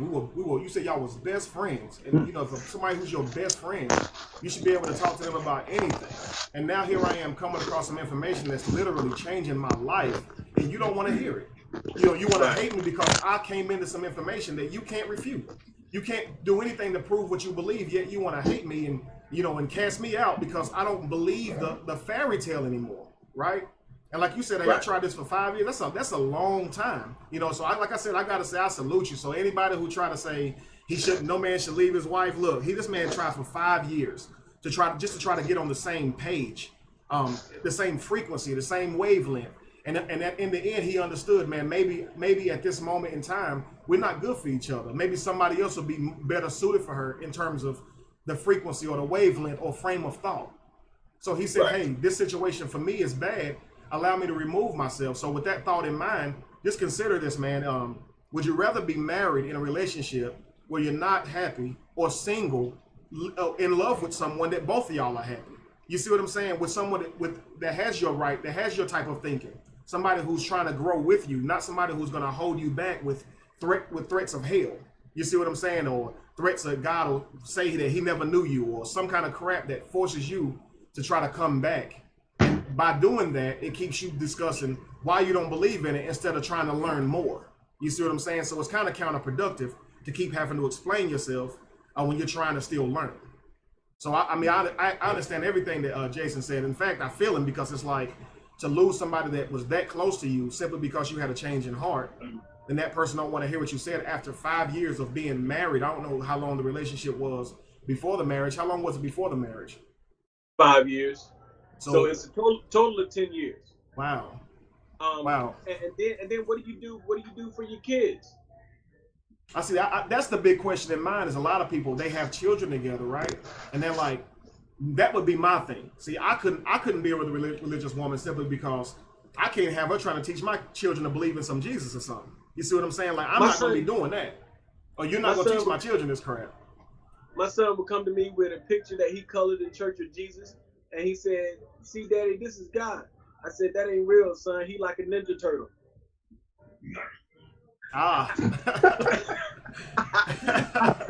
He should have drew Michelangelo or Leonardo, huh? I didn't know how else to help him understand. Man, that's the best way to put it. You know what? Son, You know, one of the things that I did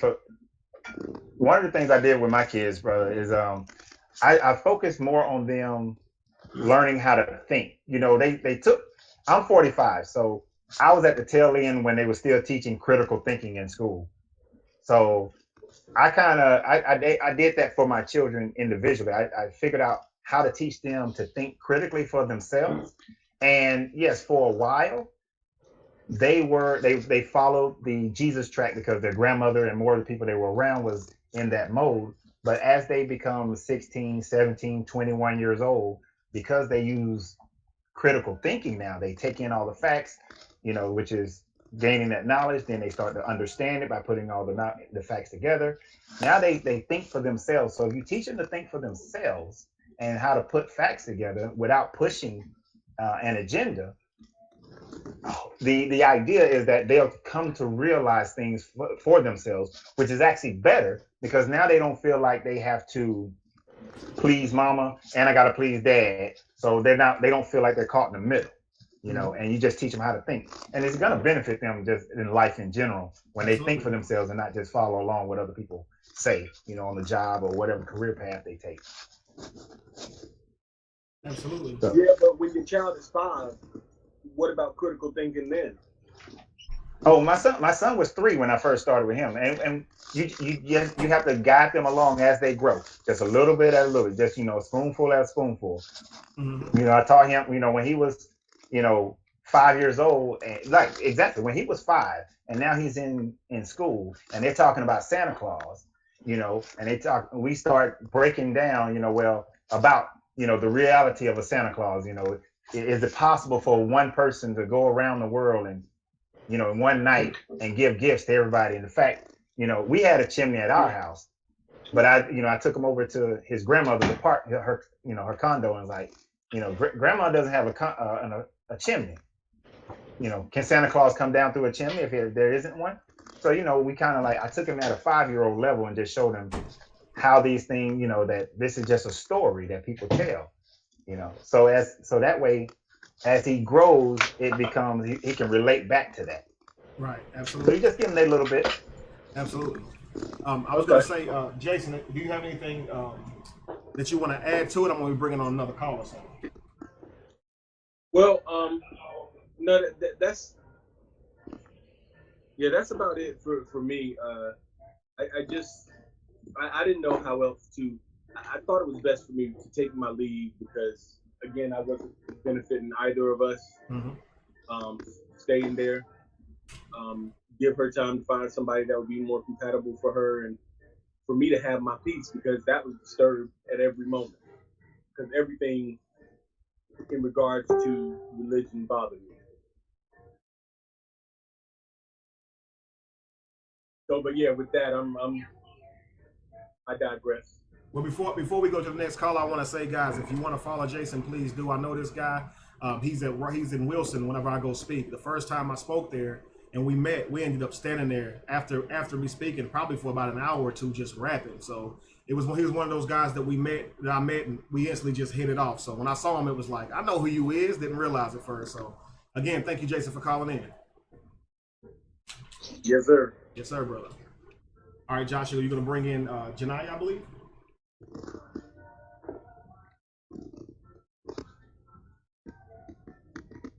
He's already here. He's Okay. what he should be. He's down there. I don't know if he's responsive. Okay. Well, until Janai recognizes it's time for him to speak, if we're asking for a woman's perspective. If you don't mind, call in and talk to us. We're gonna see what's going on, see what you think about relationship and religion, and get some of your ideas and thoughts on it. What your experiences on it. Somebody asked me a question earlier, man. Kevin, do you eat animal meat or animal flesh? No, I do not. Have you seen What the Health? Oh my God!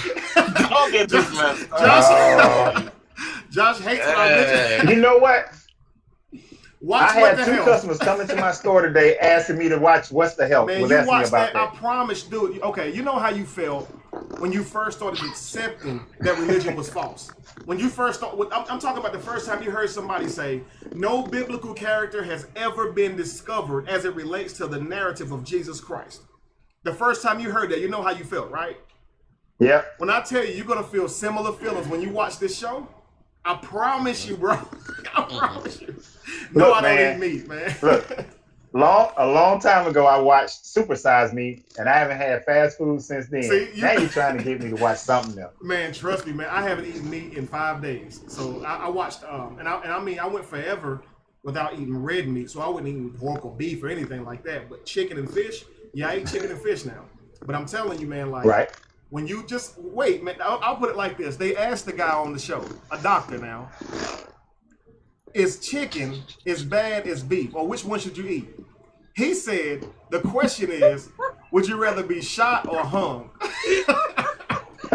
Listen, man, he asked that question, right? I started thinking to myself right during the show. I said, would I rather? I said, man, neither one, man.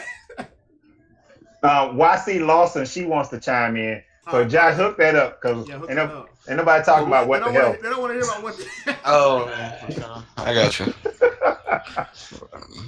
All you got to do is mention anything health related, and he's gone. I am down to 1 meat meal. I'm down to 1 meat meal a day. How about that? Just watch. That's where I'm at right now. And then call me and let me know what you felt. Man, no, just watch it, man. Let me. You acting like religious people who don't want to hear the truth.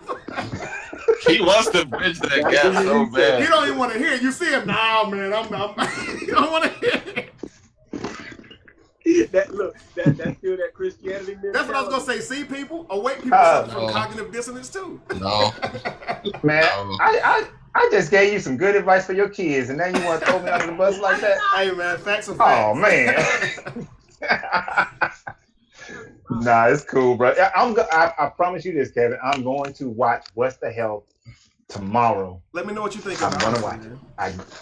Word is bond. I'm gonna watch it. I bet.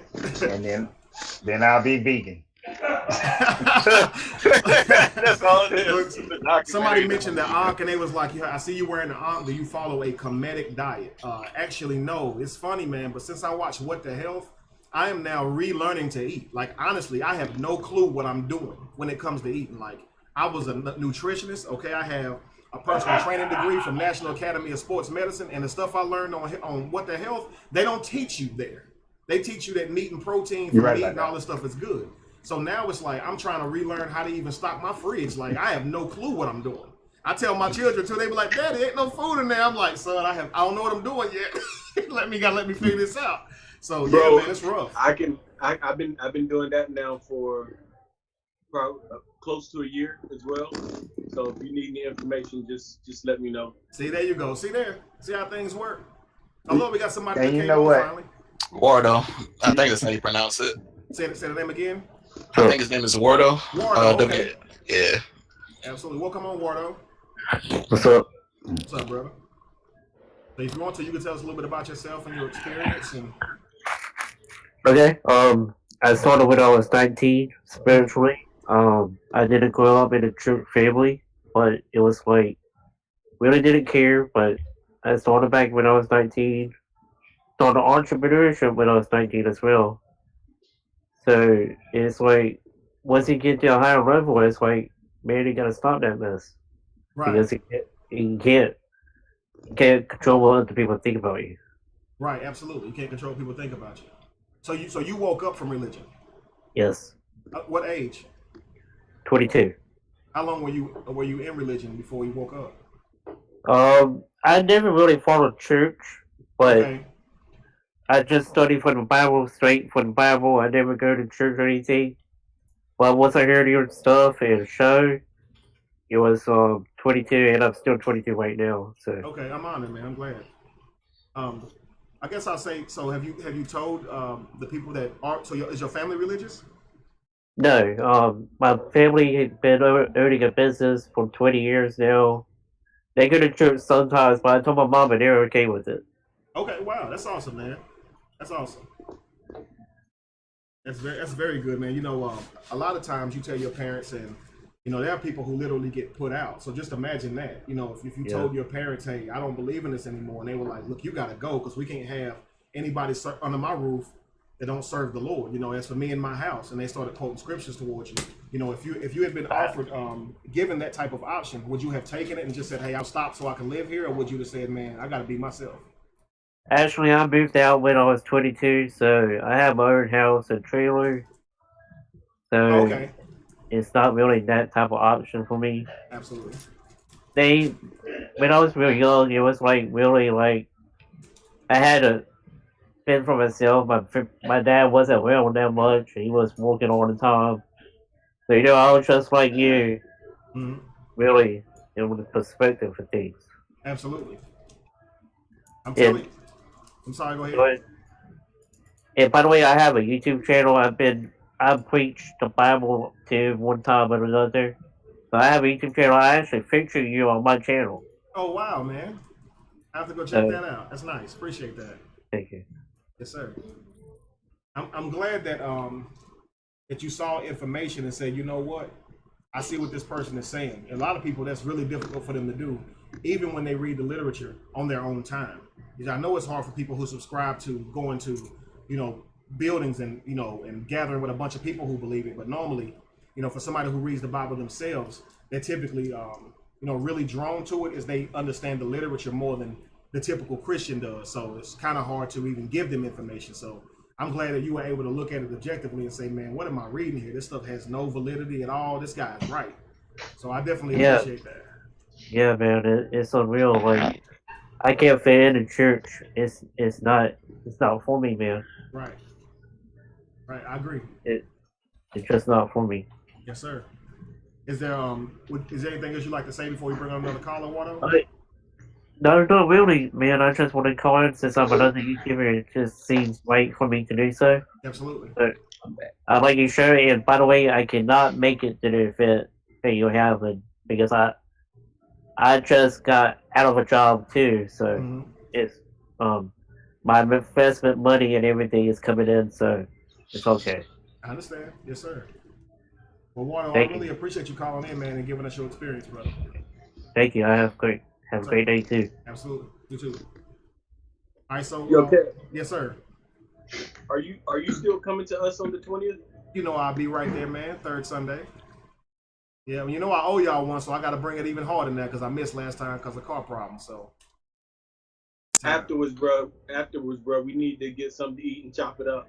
Yeah, let's do that, man. Normally I drive right back down the road. We can definitely do that. Whole lot of stuff, man. Get some chicken. The music and some of I'm sorry.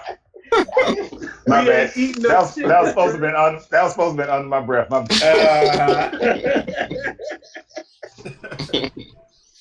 Yo, and dude, we are also going over the alkaline vegan stuff. I cooked a meal for our study Wednesday night for everybody, a vegan meal. So we doing some things there right now. I know y'all planted a huge garden too for the facility as well. That's awesome, man. That's powerful stuff right there. All right, cool. I definitely do that, bro. We have another caller right here, LaShawn. What's up, bro? How you doing? Hey man, I'm living. That's enough for me. I know that's right. Y'all hear me? Yeah, I hear you, brother. Hey, look here, man. I just woke up. I'm in Memphis, man. I'm gonna head back to Dallas, heading home, man. But this is what I want to tell everybody. This man, Kevin Wesley, man. I gave up Christianity before I even discovered Kevin. But after I seen Kevin's video, man, I just found the assurance. I just woke up even more when I met Kevin, man. And I want to say, Kevin, bro, I thank you. I appreciate you. And I'm gonna wrap it to the end, man. And I'm gonna tell you, I advise everybody. If you ain't started donating to this man, y'all need to know. If y'all been paying tithe to y'all church all these years, what can you go wrong after paying what you can to a brother that has awakened everybody up from Christianity or any religion you've been in? You know what I'm saying? That's what I've been saying all along. We have been lost, man. We have been bamboozled all these years, man. And ever since I've been waking up, man, I've been feeling better. I've been feeling peace.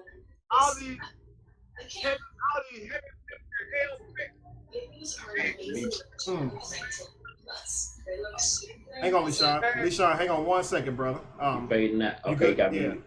And it may be the tone of your voice. You going in and out too. Okay. Can y'all hear me now? Yeah. Can you turn him up, Josh? I'm gonna be brief this time, man. Y'all haven't subscribed. And y'all haven't been just I'm mad y'all started. I can't. It sounds like he's just very far away. I can't turn him up. Sanka's phone might cut the volume up, but he loses a signal or something. I tell you what, LeSean, is it possible for you to actually just bring the phone closer to your face, even if we can't hear you? I mean, see you, we'll be able to hear you better because I want to be able to hear what you're saying. Yeah. What about now? Yeah. That's a lot better. Yeah, that's better, brother. Better. Okay. This is what I was saying. I'm gonna be brief with it this time. I don't want to take up everybody's time.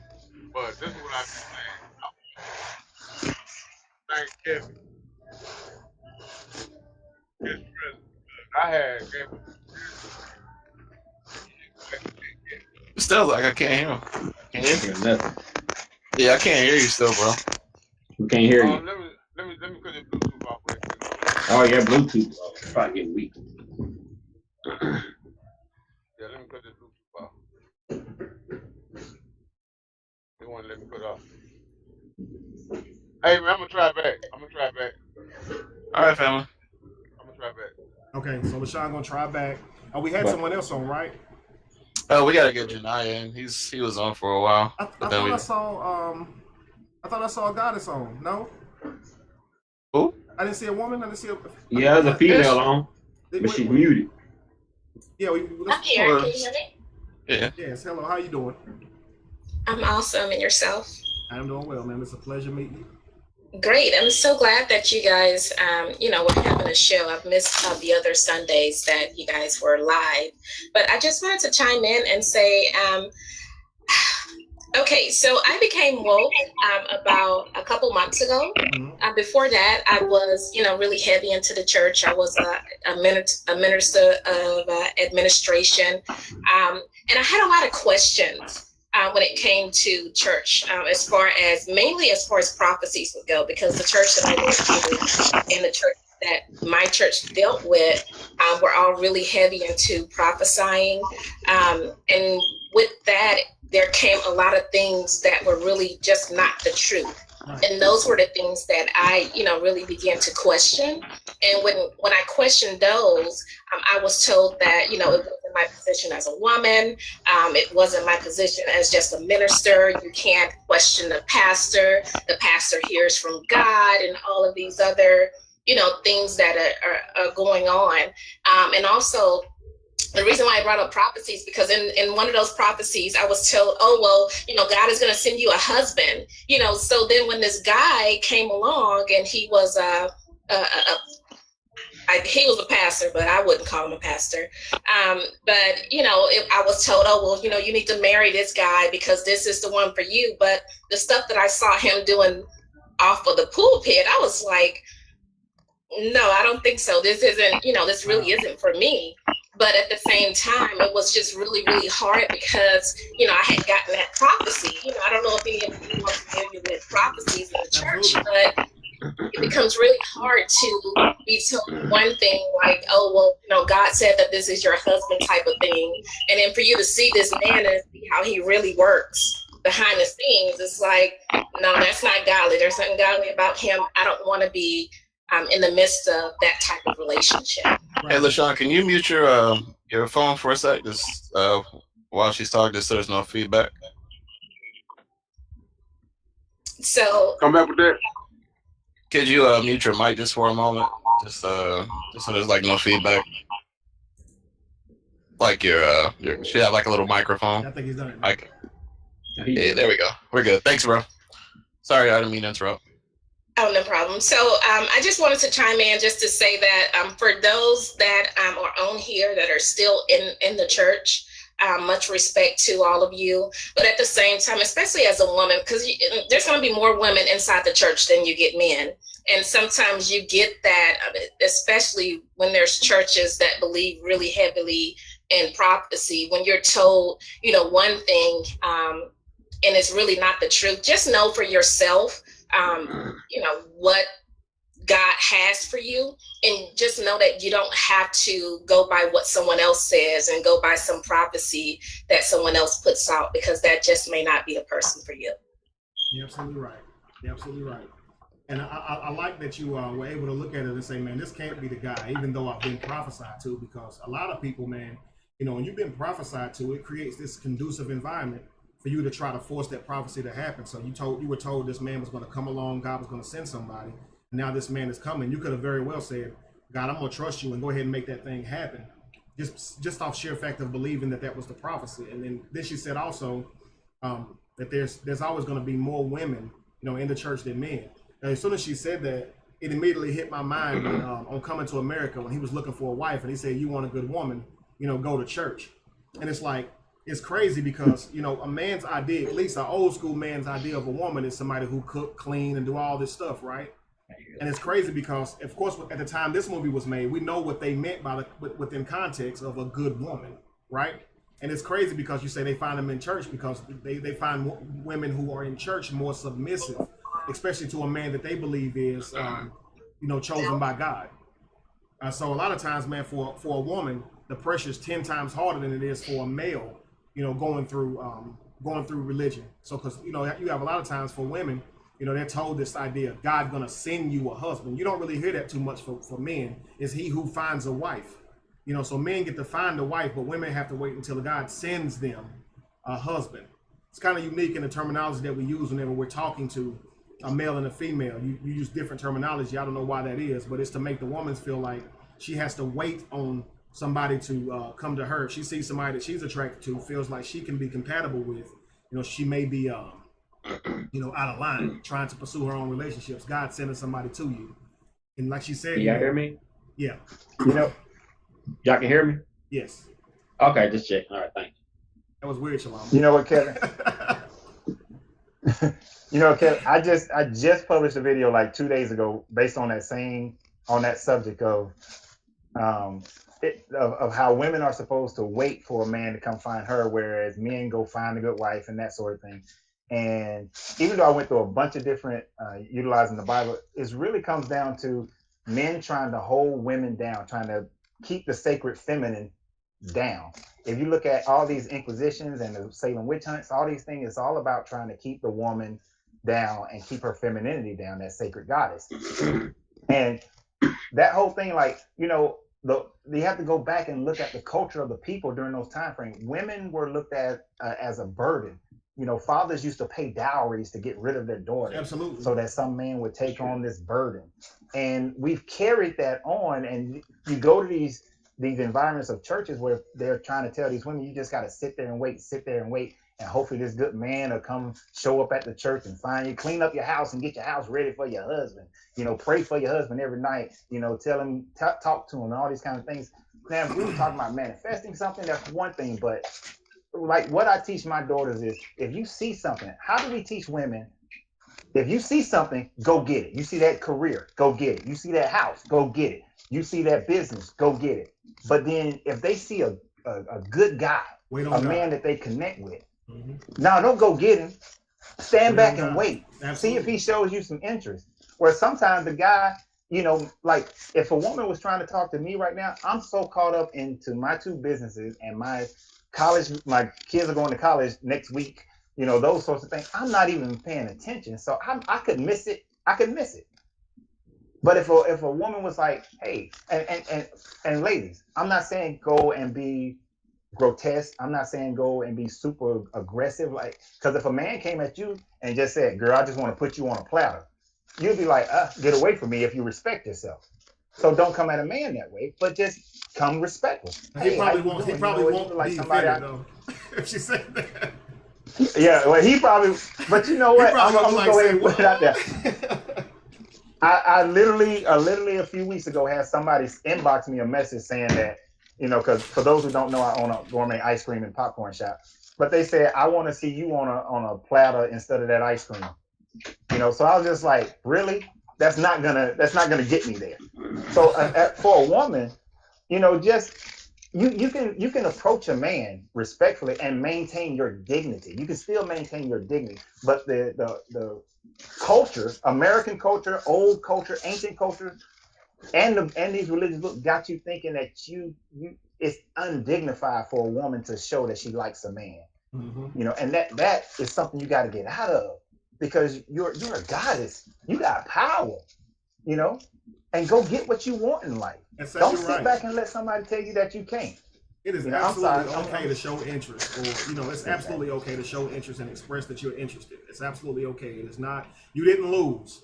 Like a lot of times, you know, a woman will feel like if I make it known to him that I am feeling him, even if it's not a religious thing or whatever, it tend to go to dudes' heads as well. So they have many reasons for being withdrawn when it comes to you know, catching a man or whatever. They don't want to be too open, because if they make him feel like he got it like that, you know, he might start really trying to throw his weight around. So a lot of times they'll say, I don't want to get your head big, so they don't even tell you that you're attractive. They'll keep that to themselves out of fear that you're going to start acting some kind of way. So I guess to that I say this: don't hold back. If somebody start acting some type of way, they ain't the ones. If somebody's attractive, then you need to let them know that you feel that way. If someone makes you happy, let them know that they make you happy. I'm telling you right now, a lot of relationships fail because of lack of affirmation. Affirmation is when you tell somebody that they're good at it, or that they made you feel good. I'm telling you, a lot of women, they say, man, you know, we had a one night stand and he got what he wanted. But you never called that man to let him know that you enjoyed it. So a lot of times for dudes, they have a lot to deal with on their minds. They're wondering if they're satisfying you, number one, if you're enjoying it and stuff. So if you don't let him know, he probably gonna be scared to reach back out to you.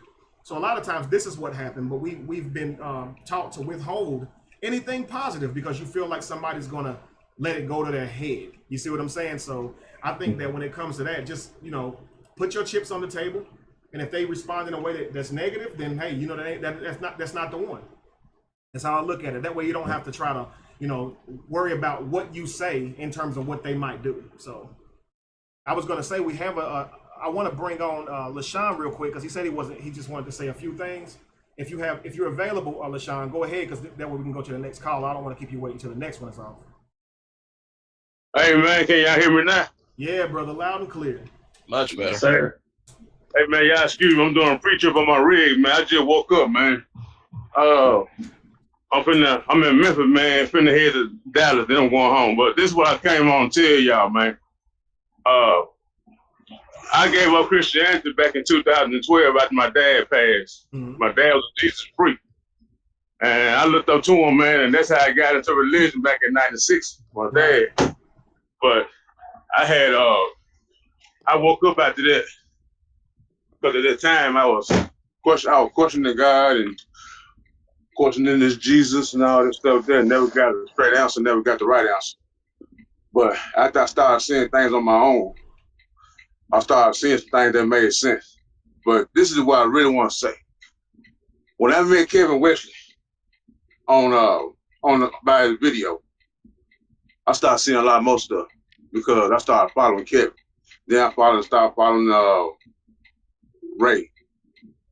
Then I started following a couple more people like Brother Polite, Dr. Umar Johnson.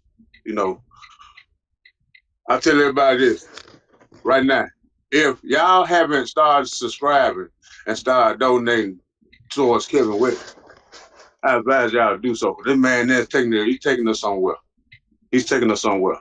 Thank you, just like everybody paying their tithe to the church every week.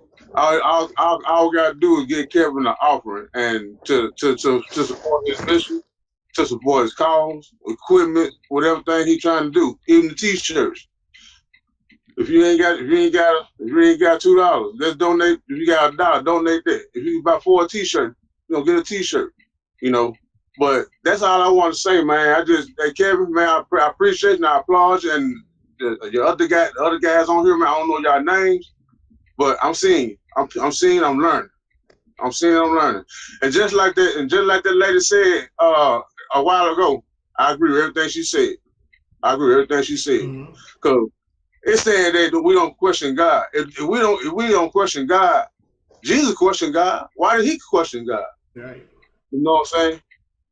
So there's a lot of things that I started seeing, man, that made sense now than I was when I was in the church, when I was in Christianity. I'm seeing a lot of things that made sense now. And Kevin Wesley, I personally like to thank you, brother, for waking us up, man. Keep on waking us up. LeSean, I'm honored, man. I'm honored that whatever I said, affected you and helped you. And I'll tell y'all, he ain't just talking. LeSean donates, so he's not just saying it and he doesn't do it. Like, this brother really does try to support me every chance he gets. And he's right.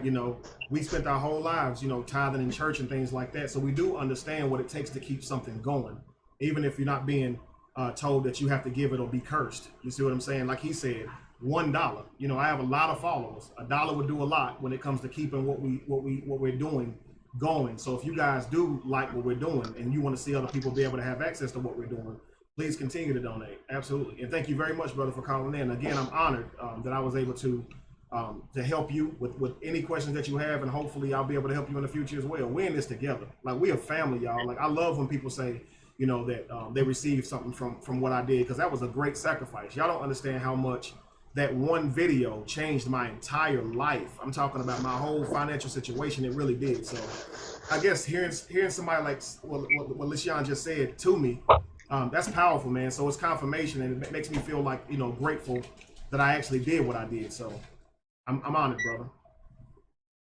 Much love, Kevin. Right down to everybody. Hugs to the ladies, right down to the fellas. Let's get this mission going, man. Let's help Kevin. Let's help Kevin get this thing going, man, because we on the mission. We're out here to save the world. Absolutely. We're out here to save the world. We're going to change the world, man. Already. Thank you, Kevin. Yeah, y'all be blessed, man. I'm pretty dry, but I'm still going to be watching, man. Much love. Be safe, brother. All right. All right, so let's see here. We have another female here, Kelsey. Is that Kelsey?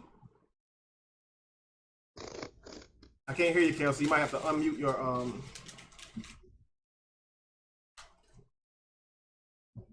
Yeah, she got it muted. Okay. Is it unmuted now? Yeah. All right, I was just chiming in, like, because of the comment as far as like the heading with religion, how does religion ruin your relationship? And my fiance is woke. I would say he's woke. Like, he doesn't, and it was a battle for us in the beginning because I was raised in the Christian faith, so I believe in, in praying. I was praying to God, I believe in all of that, going to church and everything, which he wasn't so much. I wouldn't say he didn't come from a Christian background, but it was not something that he held like I had. Hang on 1 second, Kelsey. Hold your thought. 1 second, Kelsey. Yeah, Chief. Can you mute your mic for a moment, Chief? We have a couple calls before we get to you, Chief. Please mute your mic so we don't hear your background. Chief looking at the phone like, how did I call this? He look like he's working on that. Okay. I'm sorry, Kelsey. Go ahead. So it was kind of rough in the beginning because he had like he wasn't an avid Christian, or he wasn't Baptist. He came from that background, but he didn't practice it. So when we got together, it was kind of different because I think at that moment I was deep in my faith. Like, I was going to church, I was praying, I was trying to push and motivate this man to God. Hold on. Chief, she got a phone. Chief, you gotta get that situated, brother. Mute the mic or something, man. Josh, people ask how to donate. Could you put that in there? How to what? People ask how to donate. If you don't mind. Oh. Thank you for shouting again, man. That's why. That's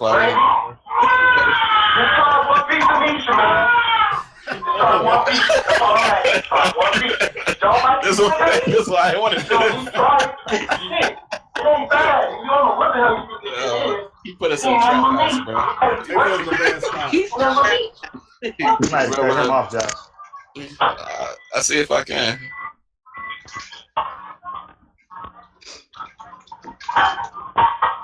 I mean, the thing about it went blue, so it's like maybe he tried to turn it off because it was showing him, unless he just turned the camera off. I don't know. Maybe he thinks it's hung up.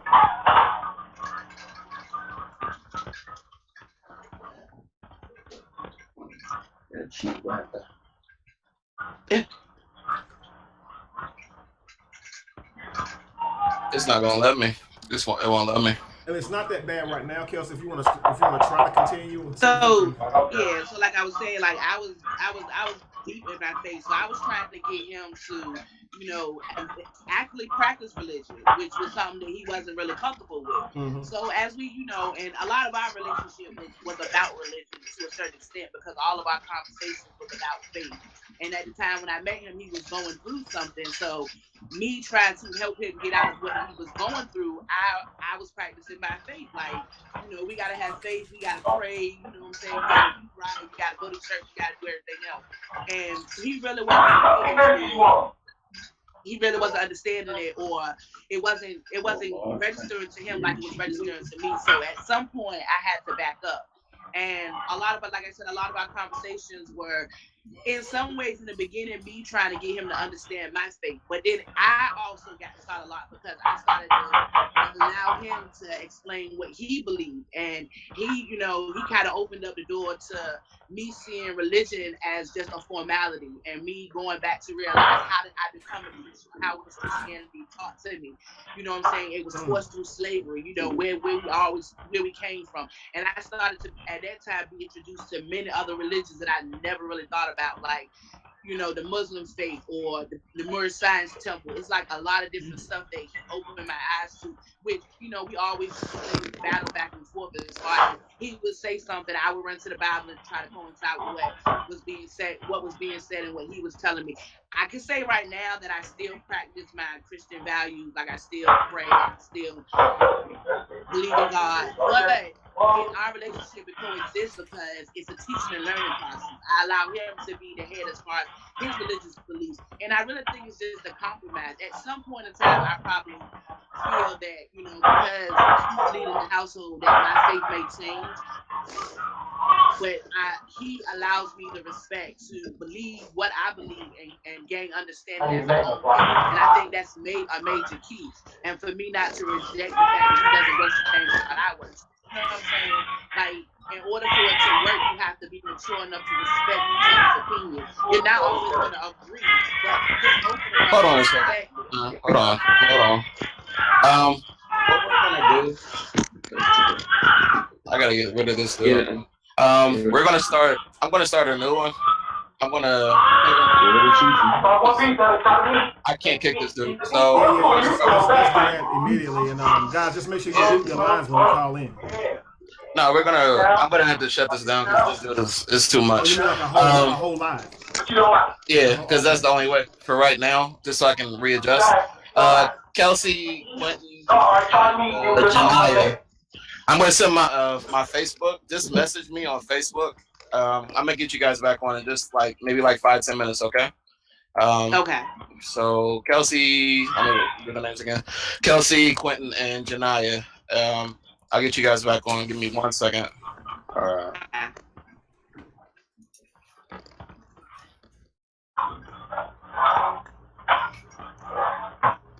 All right, family, on Facebook, I'll talk to you guys for a few minutes. We're trying to fix a situation here. We have a caller who didn't mute his phone, so he's not aware he's still on, and he has a lot of background noise going on. So I put my Facebook in there. Just send me a private message. I'm gonna redo this in 5-10 minutes, and I'll get you guys back on shortly.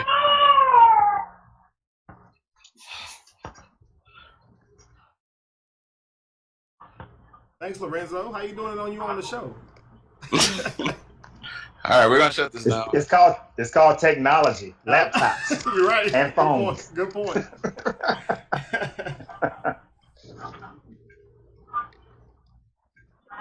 So is he saying that he got to shut all of us off? I'm gonna remake this. Just you can send me a message. I put my Facebook into the link right there in the chat. Should I end call and then get back on? Yeah, just send me your email. I'm gonna add you directly into the group chat, the Hangout, and we'll just finish it that way because it's already at almost 2.5 hours. Absolutely. So I'm gonna just send you guys private invites, and we'll just finish it out from there. Be informed when we go back on, guys. We're gonna finish the hour, and then we'll be done. Because if we don't look at the clock, we'll be on till 2 o'clock in the morning again. So, exactly, and I don't want that. So we're gonna shut this down. I'll send you guys. Hey, it's not my fault. Google Hangout sucks. It won't let you kick people. So we'll be back shortly.